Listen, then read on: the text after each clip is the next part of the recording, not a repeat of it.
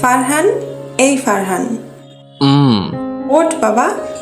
আর একটু ঘুমাই। না বাবা, ওঠ তাড়াতাড়ি। তুই না আজ অফিসে যাবি? কয়টা বাজে আম্মু? 8:45 বাজে। ওঠ বাবা। 8:45 বাজে শুনে ফারহান তাড়াতাড়ি উঠে পড়লো। তারপর তাড়াতাড়ি ফ্রেশ হয়ে নাস্তা করে অফিসের উদ্দেশ্যে রওনা দিল। অফিস যেতে যেতে পরিচয়টা দেওয়া যাক। আমি ফারহান আহমেদ। সবেমাত্র লেখাপড়া শেষ করে আব্বুর বন্ধুর অফিসে নতুন জয়েন করেছি। আমি বাবা মায়ের একমাত্র সন্তান।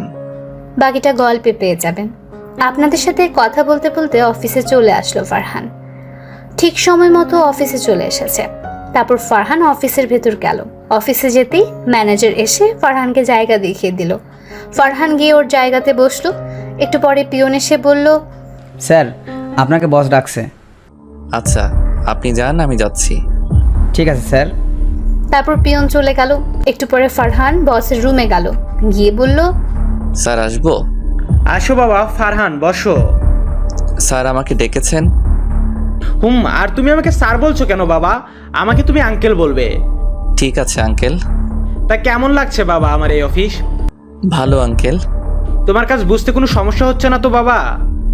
না আঙ্কেল, আমার কোনো সমস্যা হচ্ছে না। সমস্যা হলে কিন্তু আমাকে বলবে বাবা। ঠিক আছে আঙ্কেল, আর কিছু বলবেন? না, এখন এসো।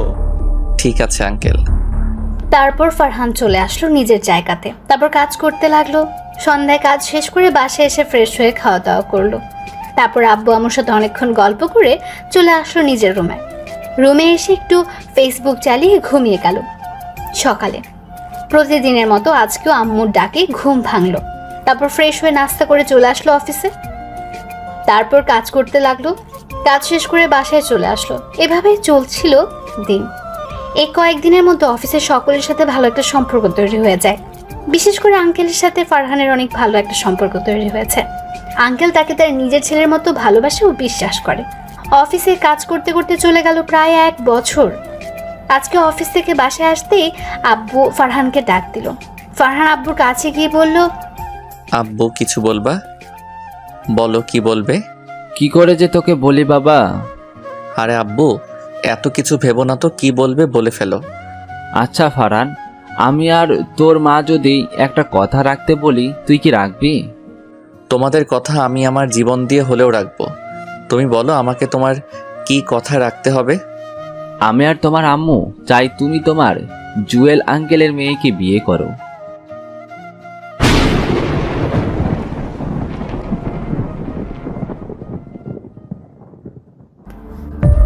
ফারহান কি বলবে কিছু বুঝতে পারছে না, তাই চুপ করে আছে। ফারহানকে চুপ করে থাকতে দেখে আব্বু বলল, কি হলো ফারহান, কিছু বলছো না কেন? তুমি কি এই বিয়ে করতে পারবে? আর না করতে পারলেও আমাকে বলো বাবা। জুয়েল আঙ্কেল কি আমার কাছে তার মেয়েকে বিয়ে দিবে? আমি তাদের অফিসের সামান্য কর্মচারী, আর তারা হলো কত ধনী লোক। তোমার জুয়েল আঙ্কেল নিজেই তার মেয়ের বিয়ে তোমার সাথে দিতে চাই। এখন তোমার মতামত কি বাবা? তুমি কি বিয়ে করতে রাজি? তোমরা কি চাও সেটা বলো। আমরা চাই তুমি তোমার জুয়েল আঙ্কেলের মেয়েকে বিয়ে করো। তাহলে আমি রাজি। এই দেখো, এটা তোমার জুয়েল আঙ্কেলের মেয়ে। ছবি দেখতে হবে না, তোমাদের পছন্দ হলেই চলবে। তারপর ফারহান সেখান থেকে নিজের রুমে চলে আসলো। তারপর ফ্রেশ হয়ে খাওয়া দাওয়া করে ছাদে গিয়ে বসে আছে আর ভাবছে, আর কিছুদিন পর থেকে আমার স্বাধীনভাবে চলা বন্ধ হয়ে যাবে। আমার জীবনে একজন নতুন মানুষ আসবে, না জানি সে কেমন হবে। সে কি আমার সাথে মানিয়ে নিয়ে চলতে পারবে? আমার বাবা মাকে কি সে নিজের বাবা মা ভেবে সেবা যত্ন করবে? এই চিন্তাগুলো মাথায় ঘুরপাক খাচ্ছে। কিছুক্ষণ পর ছাদ থেকে নিজের রুমে চলে আসে, এসে ঘুমিয়ে যায়। সকালে আম্মুর ডাকে ঘুম ভাঙলো। আম্মু তাড়াতাড়ি ফারহানকে ফ্রেশ হয়ে নিচে যেতে বলল। আব্বু নাকি ডাকছে। ফারহানও তাড়াতাড়ি ফ্রেশ হয়ে নিচে চলে আসলো। নিচে আসার পরে দেখলো আব্বু খাবার টেবিলে বসে আছে। ফারহান আব্বুর কাছে গিয়ে বলল, আব্বু তুমি নাকি আমাকে ডেকেছো? হুম। কেন আব্বু, কিছু বলবে? আমি আর তোমার আঙ্কেল মিলেই ঠিক করেছি, সামনে শুক্রবার তোমার আর তোমার আঙ্কেলের মেয়ে সোহানার বিয়ে দিব। এত তাড়াতাড়ি কেন আব্বু? তোমার আঙ্কেল নাকি পরের সপ্তাহে বিদেশে চলে যাবেন, তাই বিয়েটা এত তাড়াতাড়ি দিতে বলল। আর তোমাকে এই কয়েকদিন অফিসে যেতে মানা করছে। আচ্ছা ঠিক আছে। তারপর ফারহান খাওয়া দাওয়া করে বন্ধুদের কাছে আসলো। এসে দেখে সবাই বসে আছে, তাই সবাইকে দাওয়াত দিয়ে বাসায় চলে আসলো। দেখতে দেখতে বিয়ের দিন চলে আসলো। কালকে ফারহানের বিয়ে, তাই ফারহান রাতে বন্ধুদের সাথে কথা বলে সোজা বাসায় এসে খাওয়া দাওয়া করে ঘুমিয়ে গেল। সকালে আম্মুর ডাকে ঘুম ভাঙলো। তারপর ফ্রেশ হয়ে নিচে এসে দেখে অনেক মেহমান এসেছে। তারপর সেও খাওয়া দাওয়া করে রুমে এসে বসে রইল। দুপুরে আব্বুর রুমে আসলো এবং বিয়ের পাঞ্জাবি দিয়ে গেল এবং তাড়াতাড়ি রেডি হয়ে নিচে যেতে বলল। কিছুক্ষণ পর ফারহান রেডি হয়ে নিচে গেল। তারপর সবার সাথে আঙ্কেলদের বাসার দিকে রওনা দিল। প্রায় 40 মিনিট পর আঙ্কেলদের বাসায় পৌঁছে গেল। এখন ফারহান একা একা বসে আছে, আর ওর সব হারামি বন্ধুগুলো চলে গেছে মেয়ে পটাতে। অনেকক্ষণ পরে কাজে এসে বিয়ে পড়িয়ে গেল। এখন ওদের বউ নিয়ে বাড়ি ফেরার পালা। সোহানাকে বিদায় দেওয়ার সময় আঙ্কেল অনেক কান্না করেছিল, আর সোহানাও অনেক কান্না করেছে। তারপর সোহানাকে নিয়ে গাড়িতে এসে বসলো। বাসায় ফেরার পথে সোহানার আর ফারহানের মধ্যে কোনো কথা হয়নি। বাসায় এসে পড়েছে। বাসায় আসার পরে সোহানাকে ওর রুমে নিয়ে যাওয়া হলো, আর ফারহান চলে গেল ছাদে বন্ধুদের কাছে। বন্ধুদের সাথে কথা বলতে বলতে প্রায় 12টা বেজে গেল। একটু পরে আব্বু কল দিল। কল ধরতেই, কোথায় তুমি? এই তো ছাদে। তাড়াতাড়ি নিজের রুমে যাও। তারপর ফারহান ওর রুমের দরজার সামনে চলে আসলো, কিন্তু ভেতরে যেতে অনেক ভয় করছে। অবশেষে সব ভয় কাটিয়ে নিজের রুমে প্রবেশ করলো। বাসঘরে ঢুকতেই বউ বলল, দেখুন, আপনি আমার কাছে আসবেন না। আমি আপনাকে স্বামী হিসেবে মানতে পারবো না, আর আমি আপনাকে স্বামীর অধিকারও দিতে পারবো না। সোহানার মুখে এমন কথা শুনে ফারহান পুরাই অবাক হয়ে গেল। তারপর নিজেকে একটু স্বাভাবিক করে সোহানাকে বলল, আমাকে আপনি কিসের জন্য স্বামী হিসেবে মানতে পারবেন না, সেই কারণটা কি জানতে পারি? আসলে আমি নীল নামের একটা ছেলেকে অনেক ভালোবাসি। তাহলে আমাকে বিয়ে করলেন কেন? বাবার ভয়ে আমি আপনাকে বিয়ে করেছি। আমাকে বিয়ে না করে ছেলেটার সাথে পালিয়ে যাইতেন। আসলে তার বাবার ব্যবসার জন্য নীল এখন দেশের বাইরে আছে, তাই পালিয়ে যেতে পারিনি। আর বাবার কাছে শুনেছি আপনি অনেক ভালো, তাই ভাবলাম আপনাকে বোঝালে আপনি নিশ্চয়ই বুঝতে পারবেন, তাই আমি আপনাকে বিয়ে করতে রাজি হয়েছি। আপনি কি আপনার আর নীলের সম্পর্কের কথা আঙ্কেলকে বলছেন? না। না বলে কেন আমাকে বিয়ে করলেন? জানেন, আপনার আর আমার আব্বু সেই ছোটবেলার বন্ধু। এখন যদি তারা এইসব কথা জানতে পারে তাহলে কতটা কষ্ট পাবে বুঝতে পারছেন? কথা বলছেন না কেন? সোহানাকে কিছু না বলে কান্না করে দিল। আমি এত কিছু বুঝি না, আমি শুধু নীলকে চাই। আর যদি আমি নীলকে না পাই তাহলে এই ছুরি দিয়ে নিজেকে শেষ করে ফেলবো। আপনাকে কিছুই করতে হবে না। আপনি আপনার নীলের কাছে যেতে পারবেন, কিন্তু একটা শর্ত আছে। বলেন কি শর্ত? আমি নীলের জন্য সব শর্ত মানতে রাজি আছি। শর্তটা হলো আমাদের মাঝে যে কোনো সম্পর্ক নেই সেটা কাউকে বুঝতে দিতে পারবেন না।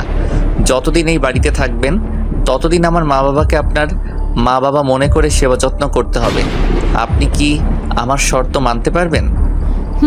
পারবো। আচ্ছা নীল, কতদিন পরে দেশে আসবে? 7 মাস। ও, এখন ঘুমান তাহলে। আচ্ছা। তারপর ফারহান বিছনা থেকে একটা বালিশ আর একটা চাদর নিয়ে সোফায় গিয়ে শুয়ে পড়লো, আর সোহানা খাটে গিয়ে শুয়ে পড়লো। ফারহান সোফাতে শুয়ে শুয়ে ভাবতে লাগলো, জীবনে কোনো মেয়ের সাথে প্রেম করলাম না, শুধু বিয়ের পরে বউয়ের সাথে প্রেম করব বলে, নিজের সবটুকু দিয়ে বউকে ভালোবাসবো বলে, আর সেই বউ কিনা আমাকে স্বামী হিসেবে মানে না। হায় রে কপাল। এগুলো ভাবতেই চোখ দিয়ে 2 ফোঁটা কষ্টের অশ্রু চোখের একটা কোণা দিয়ে বাহির হয়ে গেল। ফারহান চোখের জলগুলো মুছে ঘুমানোর চেষ্টা করতে থাকলো, কিন্তু কিছুতেই চোখে ঘুম আসছে না। শুধু বুকের বাম পাশে চিনচিনে ব্যথা করছে, আর চোখ দিয়ে নোনা পানি পড়ছে।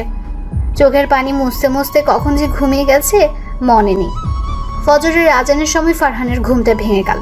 ফ্রেশ হয়ে অজু করে চলে গেল নামাজ পড়তে। তারপর মসজিদে গিয়ে নামাজ পড়ে চলে আসলো বাসাতে। বাসায় আসার পরে চলে আসলো নিজের রুমে গিয়ে দেখে সোহানা ঘুম থেকে উঠে কার সাথে যেন হেসে হেসে কথা বলছে। ফারহান সেদিকে খেয়াল না করে চলে গেল ছাদে বসে আছে। এমন সময় সোহানা ওর কাছে আসলো আর পাশে দাঁড়ালো। ফারহান সোহানাকে দেখে বলল, কি সোহানা, কিছু বলবেন? কি বলবেন বলেন। আসলে ফারহান, আপনি কিছু মনে করবেন না আমার কথাতে। আরে বলেন তো, আমি কিছু মনে করব না। প্লিজ, আপনি যত তাড়াতাড়ি পারেন আমার আর আপনার ডিভোর্সের ব্যবস্থা করুন, প্লিজ। সোহানার মুখে এই কথাটা শোনার পরে অনেক কষ্ট পেল ফারহান। আসলে ফারহান নিজের জন্য কষ্ট পাচ্ছে না, ওর কষ্ট হচ্ছে ওর আব্বু আম্মুর কথা ভেবে। তারা যদি জানতে পারে যে তার ছেলের বউ বিয়ের একদিন পরে ডিভোর্স চেয়েছে, তাহলে তারা কতটা কষ্ট পাবে। নিজেকে তারা অনেক বড় অপরাধী মনে করবে, কারণ তাদের কারণে ফারহান এই বিয়েটা করেছে। এগুলো ভাবতেই চোখ দিয়ে কয়েক ফোঁটা জল মাটিতে গড়িয়ে পড়ল। ফারহান তাড়াতাড়ি চোখের জল মুছে বলল, এখন আমি আপনাকে ডিভোর্স দিতে পারবো না। কথাটা বলার সাথে সাথে ঠাস ঠাস করে সোহানা ফারহানকে দুটো থাপ্পড় দিল। ফারহান গালে হাত দিয়ে বসে পড়ল। থাপ্পড় দুটো এত জোরে লেগেছে যে ঠোঁট কেটে রক্ত বের হয়ে গেছে। ফারহান থাপ্পড় খেয়ে বসে আছে। তখন সোহানা বলল, ছোট লোকের বাচ্চা, তো সাহস কত বড়! তুই আমার মুখের উপরে কথা বলিস? তোকে একটা ভালো মানুষ মনে করেছিলাম, কিন্তু আমার জানা ছিল না যে কোনো ছোট লোক কখনো ভালো মানুষ হতে পারে না। আর তুই আজকের পরে আমার ধারে কাছেও আসবি না, আর যত তাড়াতাড়ি পারিস আমাকে ডিভোর্স দিয়ে দিবি, কথাটা যেন মনে থাকে। এই কথাগুলো বলে সোহানা নিচে চলে গেল, আর ফারহান সেখানে বসে রইল আর কিছুক্ষণ আগে ঘটে যাওয়া ঘটনাগুলো ভাবতে থাকলো। সোহানার বলা কথাগুলো ভাবতে চোখে পানি চলে আসলো। অনেকক্ষণ ছাদের একটা কোণাতে বসে কান্না করলো। তারপর নিজের রুমে এসে চলে গেল ওয়াশরুমে। অনেকক্ষণ ওয়াশরুমের ভেতরে গিয়েও কান্না করলো। তারপর চোখ মুখে পানি দিয়ে বাইরে চলে আসলো। এসে সোফাতে বসে আছে, তখনই আম্মু আসলো খাবার খাওয়ার জন্য ডাকতে। ফারহান আম্মুকে বলল, আসছি, তুমি যাও। তারপর আম্মু চলে গেল। বারান্দাতে সোহানার কার সাথে যেন অনেকক্ষণ হেসে হেসে ফোনে কথা বলছে। ফারহান গিয়ে সোহানাকে ডাক দিয়ে বলল, সোহানা আম্মু আপনাকে আর আমাকে খাবার খাওয়ার জন্য নিচে ডেকেছে। তুই যা, আমি পরে খাবো। দুজনকে একসাথে যেতে বলছে। আমি এখন নীলের সাথে কথা বলতেছি, এখন যেতে পারবো না, তুই যা। পরে কথা বললেন, এখন চলেন। তোকে যেতে বলছি না? আমাকে এত ডাকতেছিস কেন? দেখছিস না আমি নীলের সাথে কথা বলতেছি? ঠাস ঠাস করে চল লাগালো। ফারহান গালে হাত দিয়ে চুপ করে দাঁড়িয়ে থাকলো। কিরে, এখনো এখানে দাঁড়িয়ে আছিস কেন? যা, আমি নীলের সাথে কথা বলে একটু পরে আসছি। তারপর ফারহান কিছু না বলে মাথাটা নিচু করে নিচে চলে আসলো। নিচে আসতে আম্মু বলল, কিরে ফারহান, বৌমা কোথায়? আসলে আম্মু, সোহানার নাকি শরীরটা ভালো লাগতেছে না, তাই শুয়ে আছে। আর আমাকে বলছে আমি খেয়ে যেন ওর জন্য খাবার নিয়ে যাই। ও, তারপর ফারহান খেতে থাকলো। খাওয়া দাওয়া শেষ করে সোহানের জন্য খাবার নিয়ে রুমে আসলো। এসে দেখে এখনো নীলের সাথে ফোনে কথা বলছে। তারপর ফারহান সোহানের কাছে গিয়ে বলল, আম্মু আপনার জন্য খাবার পাঠিয়েছে, খাবারগুলো খেয়ে নিন। সোহানাই ফারহানের কথা শুনে পেছন ঘুরে তাকালো। তাকিয়ে দেখে ফারহান দাঁড়িয়ে আছে। তখন সে ফোনটা কেটে দিয়ে খাবার খাওয়ার জন্য চলে গেল, আর ফারহান চলে গেল ছাদে। ছাদে বসে থাকতে থাকতে প্রায় 12টা বেজে গেল। ফারহান এখনো ছাদে দাঁড়িয়ে আছে। হঠাৎ কারো পায়ের শব্দের আওয়াজ শুনে পেছনে তাকালো। তাকিয়ে দেখে সোহানা দাঁড়িয়ে আছে। ফারহান সোহানাকে বলল, কিছু বলবেন? শোন, আমার বাসা থেকে মানুষ এসেছে, আমাকে আর তোকে নিতে চায়। তোকে আম্মু নিচে ডাকছে। ও আচ্ছা, আপনি যান, আমি আসছি। তারপর সোহানা চলে গেল। একটু পরে ফারহানও নিচে চলে আসলো। নিচে আসতে আম্মু বলল, ফারহান তাড়াতাড়ি তৈরি হয়ে নাও। কেন আম্মু, কোথায় যাব? সোহানাদের বাড়ি থেকে লোক এসেছে তোমাকে আর সোহানাকে নিতে। আমি না গেলে হয় না? এটা বিয়ের নিয়ম। বিয়ের পরের দিন বউয়ের সাথে বউয়ের বাপের বাড়ি যেতে হয়, তাই তুমি আর কোনো কথা না বলে তাড়াতাড়ি তৈরি হয়ে নিচে আসো। ফারহান আর কিছু বলল না। জানে এখন আম্মুকে বললেও লাভ হবে না, সে যেতেই হবে। তাই আর কথা না বাড়িয়ে চলে আসলো নিজের রুমে। এসে গোসল করে একটা নীল কালার পাঞ্জাবি পরলো। তারপর রেডি হয়ে নিচে আসলো। নিচে এসে বসে আছে, কিন্তু সোহানার আসার কোনো নামগন্ধ নেই। প্রায় 1 ঘন্টা পর দেখলো সোহানা আসছে। সোহানাকে দেখতে পুরো একটা নীল পরীর মতো লাগছে। নীল শাড়ি, নীল চুড়ি, ঠোঁটে হালকা লিপস্টিক, চোখে গাঢ় কাজল, চুলের খোপাতে একটা লাল গোলাপ ফুল। এক কথা বলতে গেলে পুরাই একটা পরী। ফারহান সোহানার দিকে একধানে তাকিয়ে আছে। হঠাৎ সোহানার বলা কথাগুলো মনে পড়তেই চোখ নামিয়ে নিল, আর মনটাও খারাপ হয়ে গেল। তারপর সোহানার বাড়ির লোকের সাথে সোহানাদের বাড়িতে আসলো। বাড়িতে আসার পরে সোহানায় ফারহানকে রেখে বাড়ির ভেতরে চলে গেল। আর তার বাড়ির সকলে ফারহানকে বরণ করে সব নিয়ম কানুন শেষ করে বাড়ির ভেতরে নিয়ে গেল। তারপর সোহানার কিছু কাজিন ফারহানকে একটা রুমে নিয়ে গেল এবং সেখানে রেখে সবাই চলে গেল। রুমটা দেখে বুঝতে পারলো এটা সোহানার রুম। ফারহান চুপ করে সোফায় বসে আছে। এমন সময় আঙ্কেল আসলো রুমে। আসসালামু আলাইকুম আঙ্কেল। ওয়ালাইকুম আসসালাম। কেমন আছেন আঙ্কেল? ভালো বাবা, তুমি কেমন আছো? ভালো। তোমার আব্বু আম্মু কেমন আছে বাবা? তারা ভালো আছে। যে জন্য এসেছি। তুমি আর সোহানা তাড়াতাড়ি নিচে খেতে এসো বাবা।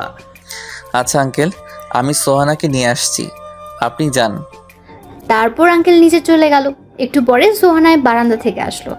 ফারহান বলল, আঙ্কেল, খাবার খাওয়ার জন্য নিচে ডেকেছেন? চল। তারপর নিচে চলে আসলো খাবার খাওয়ার জন্য। অনেক রকমের খাবার দিয়ে টেবিলটা সাজিয়েছে, আর অনেক দামি দামি খাবার রান্না করেছে, যা ফারহান জীবনের চোখেও দেখেনি। সবাই অনেক জোরাজুরি করে অনেক খাবার খাওয়ালো। খাবার টেবিলে সোহানার সাথে কোনো কথা হলো না। তারপর ফারহানও খেয়ে রুমে চলে আসলো। একটু পরে সোহানায় আসলো। এসেই শুরু হয়ে গেল নীলের সাথে কথা বলা। অনেকক্ষণ কথা বলে সোহানা ফারহানের কাছে আসলো। সোহানা কাছে এসে বলল, ওই শোন, জি বলেন। কালকে বিকেলে তোদের বাসায় যাওয়ার সময় একটা জায়গায় যাব, কোথায় যাবেন? উকিলের কাছে। উকিলের কাছে যাবেন কেন? তোর আর আমার ডিভোর্সের জন্য। ফারহান আর কিছু বলল না, শুধু মাথাটা ঝুলিয়ে হ্যাঁ বলে দিল। তারপর সোহানা আবার চলে গেল নীলের সাথে কথা বলতে, আর ফারহান চলে আসলো ছাদে। ছাদে এসে দেখে আকাশে আজকে চাঁদ উঠেছে। ফারহান ছাদের একটা কোণাতে গিয়ে আকাশের দিকে তাকিয়ে রইল। আজকে আকাশে অনেক তারা উঠেছে, আর হাজার তারার মাঝে একটা চাঁদ পুরো আকাশটাকে আলো দিয়ে আলোকিত করে রেখেছে। ফারহান আকাশের দিকে তাকিয়ে সোহানার বলা কথাগুলো ভাবতে লাগলো। ভাবছে, আমি কি এতই খারাপ যে আমাকে স্বামী হিসেবে মানা যায় না? জীবনে কখনো কারোর সাথে প্রেম করলাম না, শুধু বিয়ের পরে নিজের বউকে সবটা দিয়ে ভালোবাসবো বলে। আর সেই বউ আজকে আমাকে স্বামী হিসেবে মানতে পারে না। আমার কথা না হয় বাদ দিলাম, যদি আমার আব্বু আম্মু জানতে পারে যে তাদের পছন্দ করা মেয়ে তার ছেলেকে স্বামী হিসেবে মানে না, তখন তো তারা অনেক কষ্ট পাবে। আমার থেকেও বেশি কষ্ট পাবে তারা। আমি ছেলে হয়ে কিভাবে বাবা মাকে কষ্ট দিব? না, যে করে হোক সোহানার মনে আমার প্রতি ভালোবাসা জন্মাতেই হবে। আমাকে তার মন জয় করতেই হবে। শত অপমানের পরেও তার সাথে থাকতে হবে। আকাশের দিকে তাকিয়ে আছে আর এগুলো মনে মনে ভাবছে। হঠাৎ পেছনে কারো পায়ের শব্দ পেল, তাই তাড়াতাড়ি চোখের পানি মুছে ফেললো। তারপর পেছনে তাকিয়ে দেখে সোহানা আসছে। এসে বলল, কিরে, এত রাতে তুই এখানে কি করিস? এই তো রাতের আকাশটা দেখতেছিলাম। চল নিচে চল। ফারহান আর কিছু না বলে নিজের রুমে এসে পড়ল। তারপর বলল, আপনার রুমে তো কোনো চাদর নেই, আমি কিভাবে ঘুমাবো? আজকে চাদর ছাড়াই ঘুমা। এই শীতের মধ্যে কিভাবে চাদর ছাড়া ঘুমাবো? কিচ্ছু করার নেই, চাদর ছাড়াই আজকে তোকে ঘুমাতে হবে। ফারহান আর কিছু না বলে সোফাতে গিয়ে শুয়ে পড়লো। সোহানাও খাটে গিয়ে শুয়ে পড়লো।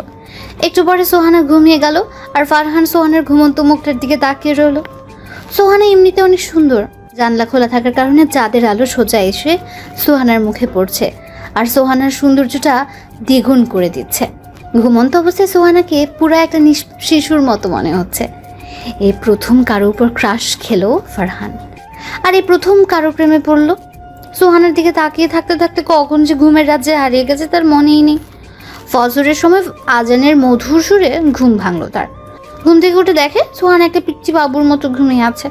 ফারহান কিছুক্ষণ সময় সোহানার দিকে তাকিয়ে থেকে উজু করে চলে আসলো মসজিদে নামাজ পড়তে।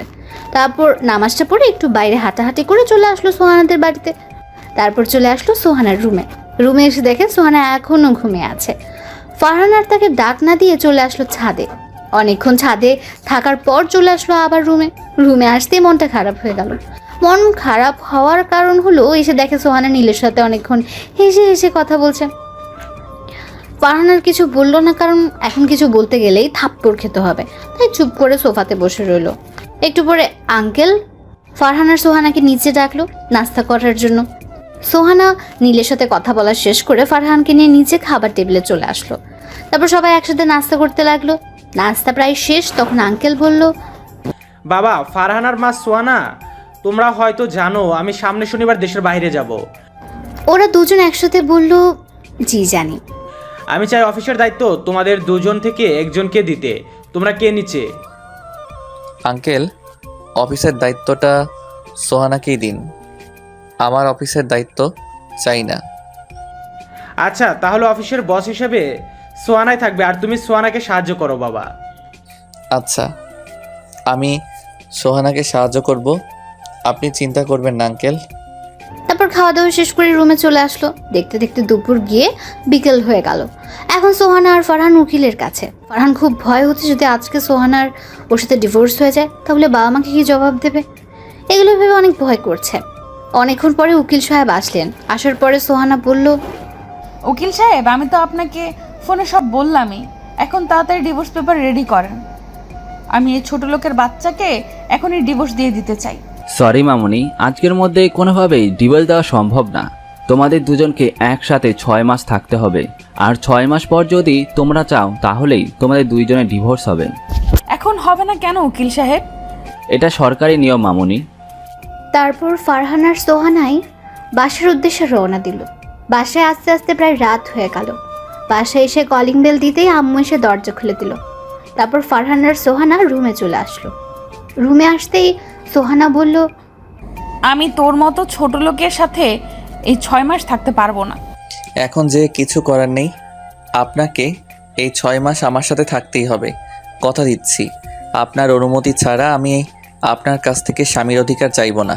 আর আমি একটা শর্ত দিয়েছিলাম, আপনার কি সেই শর্তটা মনে আছে? আছে। তারপর ফারহান ফ্রেশ হতে চলে আসলো ওয়াশরুমে। ফ্রেশ হয়ে চলে আসলো ছাদে। ছাদে এসে বসে আছে ছাদের একটা কোণাতে, আকাশের দিকে তাকিয়ে আছে। এমন সময় মনে হলো কেউ একজন ছাদে এসেছে। তাই ফারহান পেছনে তাকালো। তাকিয়ে দেখে আম্মু ছাদে এসেছে। ফারহান আম্মুকে বলল, আম্মু, তুমি এত রাতে ছাদে এসেছো কেন? এমনি। তুই এত রাতে ছাদে কি করিস? বৌমাকে ঘরে একা রেখে তুই ছাদে এসেছিস কেন? অনেক দিন হলো রাতের বেলার আকাশটা দেখি না, তাই ছাদে আসলাম। আর সোহানাকে বলছিলাম আসতে, কিন্তু সোহানা আসে নাই। ওর নাকি শরীরটা একটু খারাপ লাগতেছে, তাই বিশ্রাম নিচ্ছে। ঠিক আছে, অনেকক্ষণ ছাদে থাকছো, এখন নিজের রুমে চলে যাও। তারপর ফারহান আর কিছু না বলে চলে আসলো রুমে। রুমে এসে প্রতিদিনের মতো আজকেও দেখছে সোহানা নীলের সাথে কথা বলছে। ফারহান কিছু না বলে সোফায় গিয়ে শুয়ে পড়ল। প্রায় 1 ঘন্টা 30 মিনিট পর সোহানা বারান্দা থেকে রুমে এসে খাটে শুয়ে পড়ল এবং কিছুক্ষণ পরে ঘুমিয়ে গেল। ফারহানও সোহানার দিকে তাকিয়ে থাকতে থাকতে ঘুমের রাজ্যে হারিয়ে গেল। ফজরের সময় আজানের ধ্বনি এসে কানে পৌঁছাতেই ঘুমটা ভেঙে গেল। ফারহান তাড়াতাড়ি উঠে ফ্রেশ হয়ে নামাজ পড়তে চলে গেল। নামাজ পড়ে একটু হাঁটাহাঁটি করে চলে আসলো বাসায়। বাসায় এসে দেখে আম্মু নামাজ পড়ে রান্নার ঘরে যাচ্ছে। ফারহানকে দেখে আম্মু বলল, কিরে, তুই এত সকালে কোথায় থেকে আসলি? নামাজ পড়তে গিয়েছিলাম আম্মু। ও ভালো, আমার বৌমাটার দেখা যায় আমার ছেলেটাকে ভালো পথেই নিয়ে এসেছে। ফারহান একটা মুচকি হাসি দিয়ে চলে আসলো রুমে। রুমে এসে দেখে মহারানী এখনো ঘুমাচ্ছে। ফারহান সোহানাকে ডাক দিতে থাকলো। সোহানা, এই সোহানা, শুনছেন? সোহানা কোনো সারা শব্দ করছে না দেখে সোহানাকে একটু ধাক্কা দিয়ে ডাকলো। সোহানা, এই সোহানা, ওঠেন, আজকে তো অফিস আছে, তাড়াতাড়ি ওঠেন। সোহানা জেগে গেল। ফারহান তার শরীর স্পর্শ করেছে বলে ঠাস ঠাস করে সোহানা ওকে 4টা থাপ্পড় দিল আর বলল, ছোট লোকের বাচ্চা, তুই আমাকে টাচ করলি কেন? এই, তুই আমাকে কথা দিয়েছিস। আসলে তোর মতো ছোট লোককে আমি কেন যে বিয়ে করতে গেলাম? তোরা বড়লোক মানুষ দেখলেই সুযোগ নেওয়ার চেষ্টা করিস। আরও অনেক কিছু বলল। তারপর ফ্রেশ হতে চলে গেল। আর ফারহান সেখানে গালে হাত দিয়ে দাঁড়িয়ে রইল। তার ঠোঁট কেটে গিয়ে রক্ত পড়ছে আর চোখ দিয়ে 2 ফোঁটা নোনা জল গড়িয়ে নিচে পড়ে গেল। ফারহান তৈরি হয়ে না খেয়ে অফিসে চলে আসলো। না খাওয়ার কারণ হলো, যদি খাবার খেতে টেবিলে যেত তখন আম্মু আর আব্বু ঠোঁটে যে কেটে গেছে তা দেখে ফেলতো, আর আম্মু বুঝে যেত সোহানায় থাপ্পড় দিয়েছে। তাই না খেয়ে অফিসে চলে আসলো। অফিসে এসে নিজের জায়গাতে বসে কাজ করছে। এমন সময় আঙ্কেল আর সোহানা অফিসে প্রবেশ করলো। একটু পরে সবাইকে একটা রুমে ডাকা হলো। ওরা সবাই সেই রুমে গেল। তারপর আঙ্কেল বলল, আজকের পর থেকে আমি আর অফিসে আসবো না। আমার জায়গাতে আমার মেয়ে বসবে এবং এই অফিসে দেখাশোনা করবে। আশা করি আপনারা সকলেই আমার মেয়েকে সকল কাজে সাহায্য করবেন। তারপর আঙ্কেল চলে গেলেন বাসায় আর সবাই সবার জায়গাতে চলে গেল। ফারহানও ওর জায়গাতে এসে কাজ করতে থাকলো। এমন সময় পিয়ন এসে বলল, স্যার, আপনাকে একটু ম্যাডাম ডেকেছে। তারপর ফারহান বসের রুমের সামনে গিয়ে বলল, ম্যাম, আসবো? আসেন। ম্যাম, আমাকে আপনি ডেকেছেন? এখানে এই ফাইলগুলো আছে, আজকের মধ্যে কমপ্লিট করে জমা দিবেন। অনেকগুলো ফাইল ওর দিকে এগিয়ে দিয়ে। ম্যাডাম আজকের মধ্যে এতগুলো ফাইল কমপ্লিট করা তো সম্ভব না। সম্ভব না কেন? আজকের মধ্যে বলেছি তো, আজকের মধ্যে এই ফাইলগুলো কমপ্লিট করে দিবেন। যতক্ষণ ফাইল কমপ্লিট না হয় ততক্ষণ আপনার ছুটি নাই। ফারহান আর কিছু বলল না, ফাইলগুলো নিয়ে চলে আসলো নিজের জায়গায়। তারপর কাজ করতে থাকলো। কাজ করতে করতে দুপুর হয়ে গেল। সবাই দুপুরের খাবার খাওয়ার জন্য গেল, কিন্তু ফারহান গেল না, কাজ করতে থাকলো। কাজ শেষ করতে করতে রাত 9টা বেজে গেল। সবাই চলে গেছে, শুধু ফারহান, পিয়ন আর সোহানাকে ছাড়া। ফারহান ফাইলগুলো জমা দিয়ে যখন আসতে যাবে তখন পিয়ন বলল, স্যার আপনাকে একটু ম্যাডাম ডেকেছে। ফারহান তাড়াতাড়ি ম্যাডামের রুমে গেল, গিয়ে বলল, ম্যাডাম আসবো? আসেন। জি ম্যাডাম বলুন, কেন ডেকেছেন? ফাইলগুলো কমপ্লিট হয়েছে? হুম। ভালো। এখন এই ফাইলগুলো দেখছেন, এগুলো নিয়ে যান, কালকের মধ্যে কমপ্লিট করে দিবেন। ফারহান কিছু বলল না, ফাইলগুলো নিয়ে অফিস থেকে চলে আসলো। এসে রিক্সার জন্য দাঁড়িয়ে রইলো। কিছুক্ষণ পরে দেখলো সোহানার গাড়ি নিয়ে বের হচ্ছে। ফারহান ভাবছিল ওকেও সাথে করে নিয়ে যাবে, কিন্তু সোহানা ফারহানকে তার সাথে বাসায় নিয়ে গেল না। অনেকক্ষণ দাঁড়িয়ে থাকার পর একটা রিক্সা আসলো, সেটা নিয়ে ফারহান বাসায় চলে আসলো। বাসায় এসে ফ্রেশ হয়ে খাওয়া দাওয়া করে চলে গেল ছাদে। অনেকক্ষণ আকাশের দিকে তাকিয়ে থেকে চলে আসলো রুমে এসে দেখলো সোহানা নীলের সাথে অনেক হাসাহাসি করে বারান্দায় বসে ফোনে কথা বলছে। ফারহান আর সেদিকে খেয়াল না করে ফাইলগুলো নিয়ে বসলো। একটু পরে সোহানা এসে শুয়ে পড়লো আর ফারহান ফাইলগুলো কমপ্লিট করতে থাকলো। ফাইল দেখতে দেখতে প্রায় রাত 2টা বেজে গেছে। একটু পরে সবগুলো ফাইল কমপ্লিট করা হলো। ফারহান আর ঘুমালো না, চলে গেল ছাদে 1 কাপ কফি নিয়ে। ছাদের একটা কোণায় বসে কফি খাচ্ছে আর আকাশের চাঁদটার দিকে তাকিয়ে আছে আর ভাবছে, আজকে যদি সোহানাই আমাকে স্বামী হিসেবে মানতো, তাহলে এখন সোহানার কোলে মাথা দিয়ে আকাশের চাঁদটা দেখা হতো। আমার সাথে কেন এমন হলো? কি দোষ করছিলাম আমি? কারো ক্ষতিও তো কখনো করি নাই, তাহলে কেন আমার সাথে এমন হলো? আমি কি এতই খারাপ যে আমাকে স্বামী হিসেবে মানাই যায় না? সোহানাই আমার সাথে এমন কেন করে? আমি তো তার কাছ থেকে স্বামীর অধিকারও চাই নাই, তাহলে কেন এমন করে? এগুলো ভাবতে ভাবতে চোখ দিয়ে কয়েক ফোঁটা অশ্রু গড়িয়ে মাটিতে পড়লো। আর অনেক কিছু ভাবতে ভাবতে কখন যে ছাদে ঘুমিয়ে গিয়েছে মনে নেই। সকালবেলা আশেপাশে পাখির আওয়াজে ঘুমটা ভেঙে গেল। চারপাশে তাকিয়ে দেখে ছাদের একটা কোণায় ঘুমিয়েছিল। তারপর নিচে চলে আসলো, এসে ফ্রেশ হয়ে নাস্তা করে অফিসের জন্য রেডি হলো। তারপর ফাইলগুলো নিয়ে চলে আসলো অফিসে এসে দেখে 10 মিনিট লেট হয়ে গেছে। ফারহান ওর জায়গাতে বসতে পিয়ন বলল সোহানা নাকি ডেকেছে। ফারহান ফাইলগুলো নিয়ে সোহানার রুমে গিয়ে বলল, ম্যাডাম আসবো? আসেন, বসেন। ম্যাডাম ডেকেছেন আমাকে? অফিসে লেট করে আসলেন কেন? আসলে ম্যাডাম, কালকে রাতে ফাইলগুলো দেখতে দেখতে অনেক রাত হয়ে যায়, তাই আসলে আসতে একটু লেট হলো। ফাইলগুলো দেখি। ফারহান ফাইলগুলো সোহানার কাছে দিল। সোহানা ফাইলগুলো দেখার পর ওর মুখের মধ্যে ছুঁড়ে মারলো আর বলল, কি দেখেছেন ফাইলের মধ্যে? এত ভুল কেন? ম্যাডাম আপনার মনে হয় দেখতে একটু ভুল হয়েছে, একটু ভালো করে দেখুন। তো সাহস কি করে হয় অফিসের সামান্য একটা কর্মচারী হয়ে আমার মুখের উপরে কথা বলিস? সরি ম্যাডাম, আর হবে না। তারপর ফাইলগুলো নিয়ে সেখান থেকে নিজের জায়গাতে চলে আসলো। এসে মাথাটা টেবিলের নিচে দিয়ে অনেকক্ষণ কান্না করলো। তারপর আবার ফাইলগুলো দেখতে লাগলো। ফাইলগুলো দেখার সময় দেখলো সামান্য কিছু ভুল আছে, যা না ধরলেও চলে। আর এই সামান্য ভুলের জন্য সোহানা এমনভাবে মারলো, ভাবতেই চোখ দিয়ে পানি চলে আসলো। তারপর চোখের পানি মুছে পিয়নকে দিয়ে ফাইলগুলো সোহানার রুমে পাঠিয়ে দিল। তারপর কাজ করতে থাকলো। শরীরটা ভালো লাগছে না বলে দুপুরে সোহানার রুমে গেল, গিয়ে বলল, ম্যাডাম আসতে পারি? জি আসুন। ফারহান ভেতরে যাওয়ার পর বলল, কিছু বলবেন? ম্যাডাম আমার শরীরটা অনেক খারাপ লাগতেছে, আমাকে কি আজকের জন্য ছুটি দেওয়া যাবে? সকালবেলা এমনিতেই আসছেন লেট করে, এখন আবার ছুটি চাচ্ছেন? অফিস থেকে কি পেয়েছেন? কোনো ছুটি নেই, যান গিয়ে কাজ করুন। ফারহান আর কিছু বলল না, চলে আসলো নিজের জায়গাতে। এসে ভাল লাগছে না বলে মাথা নিচু করে বসে আছে। এমন সময় কে যেন বললো অফিসে আসছেন কি ঘুমানোর জন্য? এমন কথা শুনে মাথাটা উঠিয়ে সামনে তাকিয়ে দেখে সোহানা দাঁড়িয়ে আছে। ফারহান সোহানাকে দেখে মাথাটা নিচু করে দাঁড়িয়ে গেল। আর সোহানা বলল, আপনাকে কি অফিস থেকে বেতন দেওয়া হয় অফিসে এসে ঘুমানোর জন্য নাকি কাজ করার জন্য? সরি ম্যাডাম, আর হবে না। আর যদি এমন হয় তাহলে আমি আপনাকে চাকরি থেকে বাহির করে দিতে বাধ্য হব। সোহানার কথাটা শুনে অনেক খারাপ লাগলো। আর সোহানা তো জানে যে তার শরীর খারাপ, তারপরে এমন করছে কেন? অনেক চেষ্টা করলো কাজে মন দেওয়ার, কিন্তু কাজে মন দিতে পারলো না। দেখতে দেখতে অফিস ছুটি হয়ে গেল। ফারহান চলে আসলো বাড়িতে এসে সোজা নিজের রুমে চলে গেল, গিয়ে শুয়ে পড়লো আর একটু পরেই ঘুমিয়ে গেল। হঠাৎ ঘুম ভেঙে গেল আর শরীরে অনেক জ্বর অনুভব করলো, মাথাও অনেক ব্যথা অনুভব করলো। অনেক কষ্টে একটা পাতলা চাদর নিয়ে সোফায় গিয়ে শুয়ে পড়লো। অনেক শীত লাগছে, এই পাতলা চাদরটা শরীরকে গরম করতে পারছে না। কি করবে কিছুই বুঝতে পারছে না। অনেক জ্বর চলে এসেছে শরীরে, এত জ্বর এসেছে যে উঠে দাঁড়ানোর শক্তিটাও পাচ্ছে না। অনেক কষ্টে সোহানার দিকে মাথাটা ঘুরে দেখল, সোহানা নীলের সাথে কথা বলা নিয়ে ব্যস্ত। ফারহান যে এখানে জ্বরে মরে যাচ্ছে সেই দিকে তার কোনো খেয়ালই নেই। আর খেয়াল থাকবেই বা কি করে? আমি ওর কে যে আমার দিকে খেয়াল রাখবে? আমি মরে গেলেই তো সোহানার পথের কাঁটাটা সরে যাবে, মরে গেলেই তো নীলের সাথে গিয়ে বিয়ে করে ফেলতে পারবে।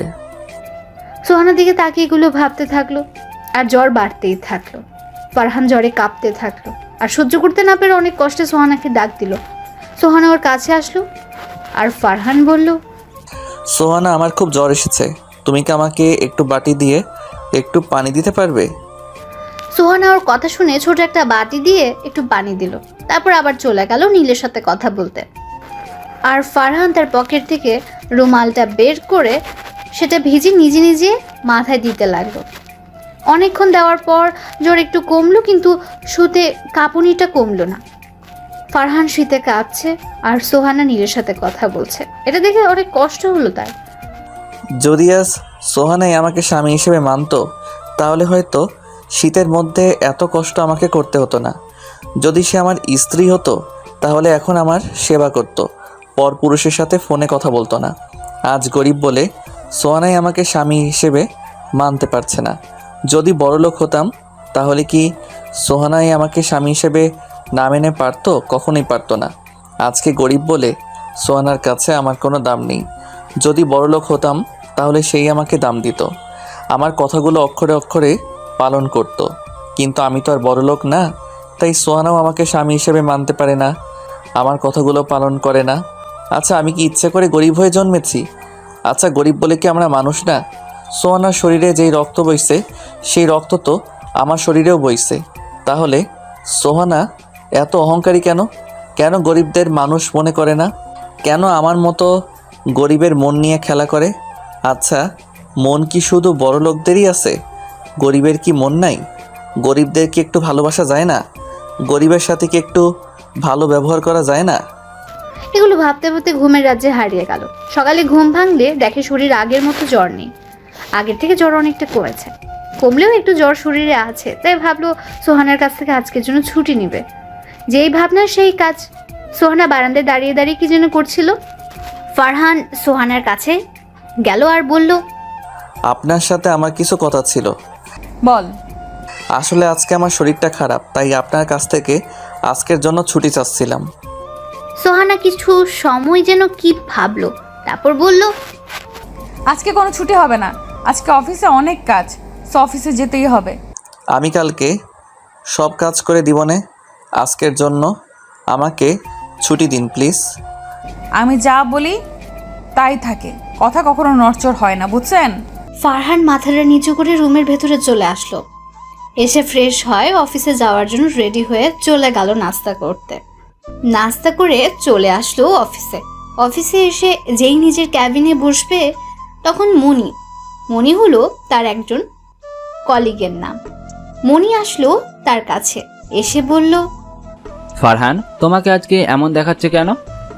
কই, কেমন দেখাচ্ছে? কেন জানি অসুস্থ অসুস্থ লাগছে। আরে তেমন কিছু না। তারপর মনির সাথে ইচ্ছে না থাকা সত্ত্বেও অনেকক্ষণ হেসে কথা বলল।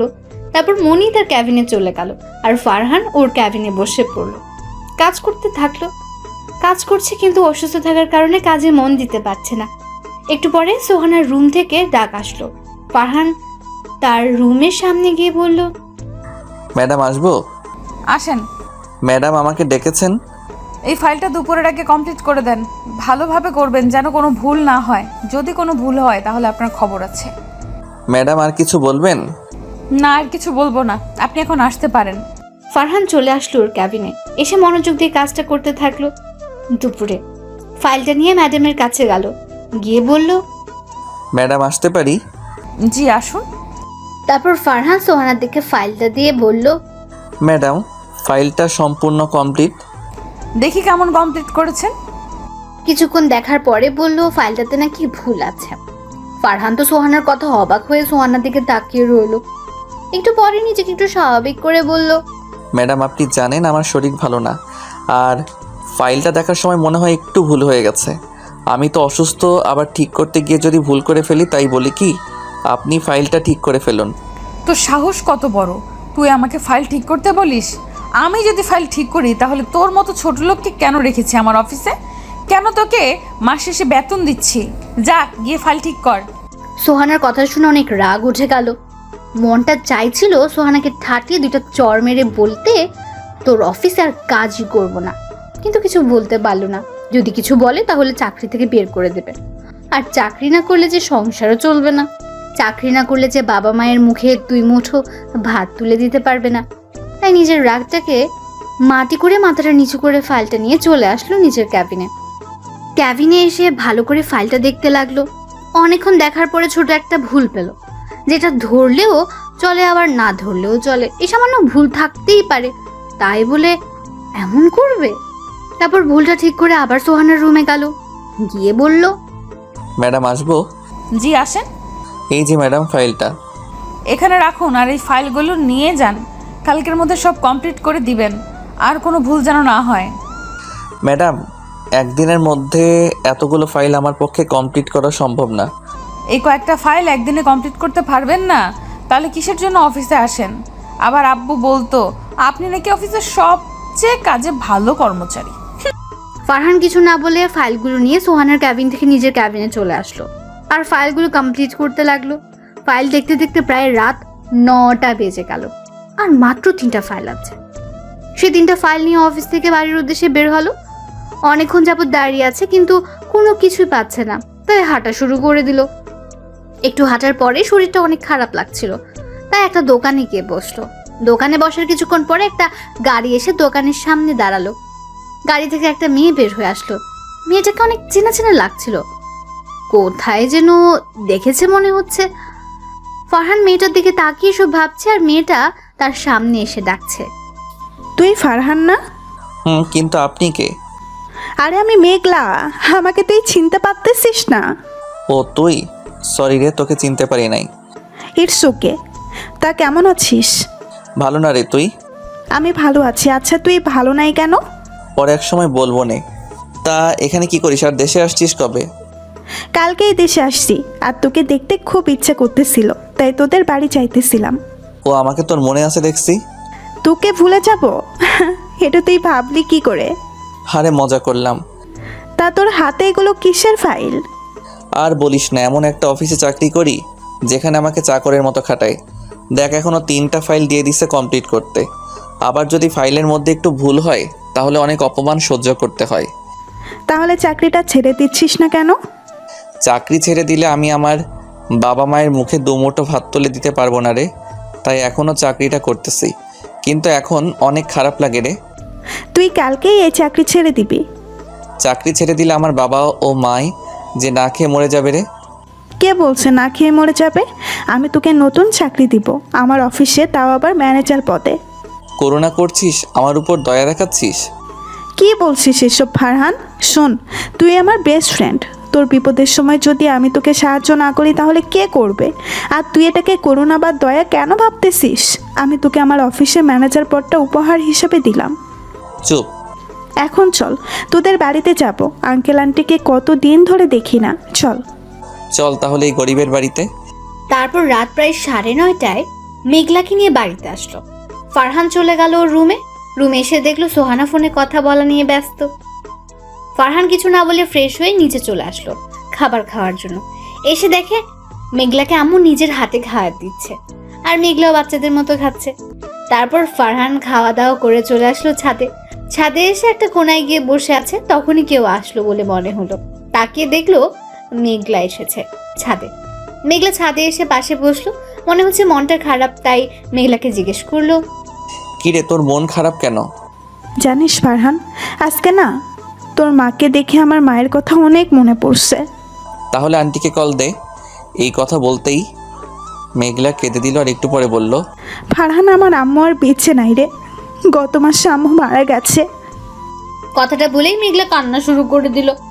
আর ফারহান ওর কথা শুনে স্তব্ধ হয়ে গেল, মুখের ভাষা হারিয়ে ফেললো।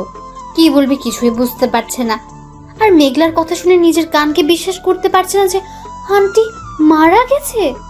মেঘলার মুখ থেকে আন্টির মৃত্যুর খবরটা জানার পর চোখ দিয়ে এমনিতেই পানি পড়ছে আর ভিতরে অনেক কষ্ট হচ্ছে। তারপর মেঘলাকে নিয়ে ছাদ থেকে নেমে আসলো।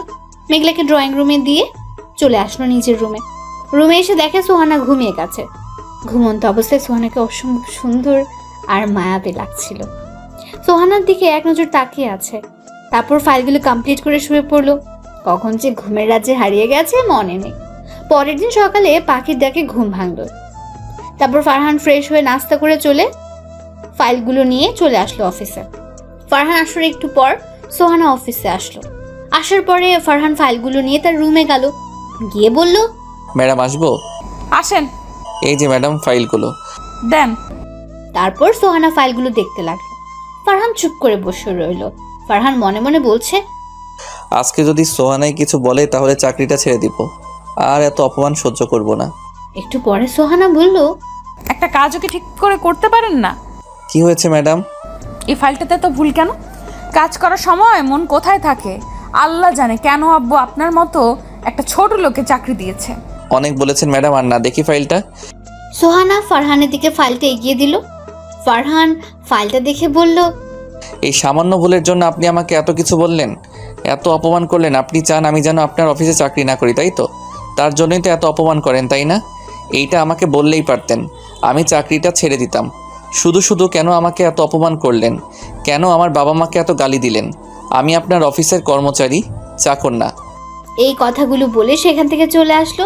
আর এতক্ষণ সোহানা ফারহানের কথাগুলো এক ধ্যান দিয়ে শুনছিল, কিছুই বলছিল না। সোহানা হয়তো অনেক অবাক হয়েছে ওর মুখে এমন কথাগুলো শুনে। ফারহান সোহানার রুম থেকে বের হয়ে সোজা নিজের টেবিলে এসে পড়লো। এসে একটা রিজাইন লেটার লেখে আবার সোহানার রুমে গেল। ফারহান এবার কোনো অনুমতি না নিয়ে সোজা ওর রুমে ঢুকে গেল। তারপর সোহানার সামনে রিজাইন লেটারটা দিয়ে বলল, ম্যাডাম, আজ থেকে আপনার অফিসের চাকরিটা আমি ছেড়ে দিলাম। এই লেটারে সাইন করে দিয়েন।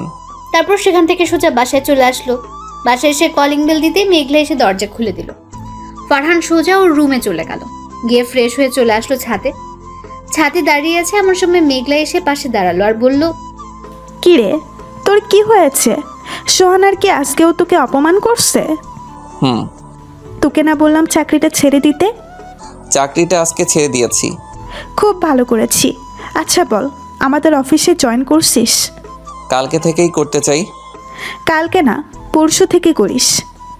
আর এই 2 দিন তোর কাজ হলো আমাকে নিয়ে ঘোরাঘুরি করা। অনেক দিন পরে দেশে এসেছি, এখনও ঘোরা হয়নি। বিকেলে তোর সাথে ঘুরতে যাব। আচ্ছা, বিকেলে রেডি হয়ে থাকিস। ঠিক আছে। তারপর দুজনে নিচে আসলো। এসে আম্মুকে বললো খাবার দিতে। আম্মু ওদের দুজনকে খাবার দিল। ফারহান আর মেঘলা খেয়ে চলে আসলো রুমে। এসে দুজনই গল্প করতে থাকলো। মেঘলা এক সময় বলল, শুনলাম তুই নাকি বিয়ে করেছিস। হুম। তো তোর বউ দেখতে কেমন? দেখতে মাশাআল্লাহ একটা পরীর মতো, কিন্তু কিন্তু কি? কিছু না। আমার কাছে বল, কিন্তু কি? আরে কিছু না। বুঝছি, আমাকে তুই বন্ধু ভাবিস না। আচ্ছা শোন তাহলে। ফারহান মেঘলাকে সব বলল, যদি মেঘলা কিছু করতে পারে। বল এখন আমি কি করব? এখন একটা কাজ কর, প্রতি রাতে সোহানাকে বলবি, সোহানায় আমি তোমাকে ভালোবেসে ফেলেছি, প্লিজ আমাকে ছেড়ে যেও না। তারপর মেঘলার সাথে অনেকক্ষণ গল্প করে ঘুরতে যাওয়ার জন্য রেডি হয়ে নিল। আর মেঘলা তার রুমে গেল রেডি হতে। একটু পরে মেঘলা রেডি হয়ে আসলো। তারপর আম্মুকে বলে ফারহান আর মেঘলা ঘুরতে বের হলো। অনেক ঘোরাঘুরির পরে মেঘলাকে নিয়ে চিরচেনা নদীর পাড়ে চলে আসলো। মেঘলা আর ফারহান একটা গাছের নিচে গিয়ে বসলো। দুজনই চুপচাপ বসে আছে, কারো মুখে কোনো কথা নেই। দুজনই নদীর দিকে তাকিয়ে আছে। একটু পরে নীরবতা ভেঙে মেঘলা বলল, ফারহান, যদি সোহানায় তার বয়ফ্রেন্ডের চলে যায় তখন তুই কি করবি? জানি না কি করব, কিন্তু এইটুকুই জানি সোহানাকে ছাড়া আমি বাঁচতে পারবো না। সোহানাকে তুই অনেক ভালোবাসিস, তাই না? নিজের থেকে বেশি ভালোবেসে ফেলেছি এই কয়েকদিনে। এই পৃথিবীটা বড়ই অদ্ভুত, তাই না? কেউ ভালোবাসা পায় না আর কেউ ভালোবাসা পেয়েও চায় না। সোহানাই অনেক ভাগ্যবান যে তোর মতো স্বামী পেয়েছে। স্বামী পেয়েছে ঠিকই, কিন্তু সে তো আমাকে স্বামী হিসেবে মানে না। একদিন ঠিক মানবে, দেখে নিস। তোর ভালোবাসা সে ঠিকই বুঝবে। তাই যেন হয়। তারপর মেঘলাকে নিয়ে বাসায় চলে আসলো। দেখতে দেখতে রাত হয়ে গেল। সোহানা বাসায় চলে এসেছে। মেঘলা ওকে বলল আজকে সোহানাকে ভালোবাসিয়ে কথাটা রাত্রে বলবে। সবাই মিলে খাওয়া দাওয়া করে যে যার রুমে চলে গেল। ফারহান সোহানার আগের রুমে চলে এসেছে। একটু পরে সোহানাও আসলো। সোহানা আসার পর মেঘলার কথা মতো সোহানাকে বলল, সোহানা, তোমাকে কি বলার ছিল? বল। সোহানা, এই কয়েকদিনে আমি তোমাকে নিজের থেকেও বেশি ভালোবেসে ফেলেছি। I love you Sohana. Please please আমাকে ছেড়ে চলে যেও না। ঠাস ঠাস ঠাস করে সোহানা ফারহানকে 4টা থাপ্পড় মারল। তারপর বলল, তোর কি যোগ্যতা আছে আমাকে ভালোবাসার? আর তুই ভাবলি কি করে তোর মতো ছোট লোকের বাচ্চাকে আমি ভালোবাসবো? তুই কি ভুলে গেছিস তুই আমার অফিসের সাধারণ একজন কর্মচারী? তোর মাথায় কি কোনো জ্ঞান বুদ্ধি নাই? যা দূরে গিয়ে মর, ফহিন্নি ভিখারি কোথাকার। আরো অনেক কথা শুনিয়ে সোহানা বারান্দায় চলে গেল। আর ফারহান সেখানে বসে পড়ল। আর চোখ দিয়ে বৃষ্টির মতো পানি পড়তে লাগলো। সোহানার কথায় মনটা ভেঙে চুর মার হয়ে গেল। নিজেকে নিজের কাছে অনেক ছোট মনে হচ্ছে। সোহানার বলা কথাগুলো মাথার মধ্যে ঘুরপাক খাচ্ছে আর চোখ দিয়ে পানি পড়ছে। তারপর অনেকক্ষণ সেখানে বসে কান্না করে চলে আসলো ছাদে। ছাদে এসে দেখে মেঘলা আগে থেকে ছাদে এসে বসে আছে। ফারহান মেঘলার কাছে গেল, গিয়ে মেঘলার পাশে বসলো। মেঘলা ওকে দেখে বলল, কি রে, সোহানাকে আজকে প্রপোজ করেছিলি? হুম। তা সোহানা কি বলল? ফারহান মেঘলাকে সবকিছু বলল আর কান্না করে দিল। তারপর মেঘলা বলল, আরে পাগল, তুই কান্না করতেছিস কেন? আমাদের প্ল্যানের কথা কি ভুলে গেলি? না রে, ভুলে যাইনি, কিন্তু সোহানার বলা কথাগুলোতে অনেক কষ্ট হচ্ছে। কিছু পেতে হলে কিছু কষ্ট করতেই হয়, বুঝছিস? হুম। তারপর মেঘলার সাথে আরো কথা বলে চলে আসলো রুমে। এসে সোফাতে শুয়ে পড়লো। সকালে ঘুম থেকে উঠতে মেঘলা এসে বলল তাকে নিয়ে ঘুরতে যেতে হবে। ফারহান প্রথমে রাজি হয়নি, কিন্তু পরে রাজি হতেই হয়েছে। মেঘলার সাথে ঘুরতে ঘুরতে দিনটা কেটে গেল। রাতে কালকের মতো আজকেও প্রপোজ করলো। তারপর আর কি, কালকের মতো থাপ্পড় আর অপমান করলো। ফারহান সবকিছু মুখ বুজে সহ্য করে নিল। তারপর একটু কান্না করে সোফায় ঘুমিয়ে গেল। আর সোহানা নীলের সাথে কথা বলতে লাগলো। পরের দিন সকালে তাড়াতাড়ি উঠে ফ্রেশ হয়ে নাস্তা করে মেঘলাকে নিয়ে তাদের অফিসে গেল। অফিসে যাওয়ার পরে মেঘলার বাবা সাথে দেখা হলো। ওনার সাথে অনেকক্ষণ কথা বলল। তারপর তিনি ফারহানকে ওর কাজ বুঝিয়ে দিলেন। ফারহান চলে গেল কাজ করতে। ফারহান কাজ করছে আর মেঘলা পাশে বসে দেখছে। বিকেলে কাজ শেষ করে বাইর হয়ে দেখে মেঘলা ওর জন্য গাড়ি নিয়ে বসে আছে।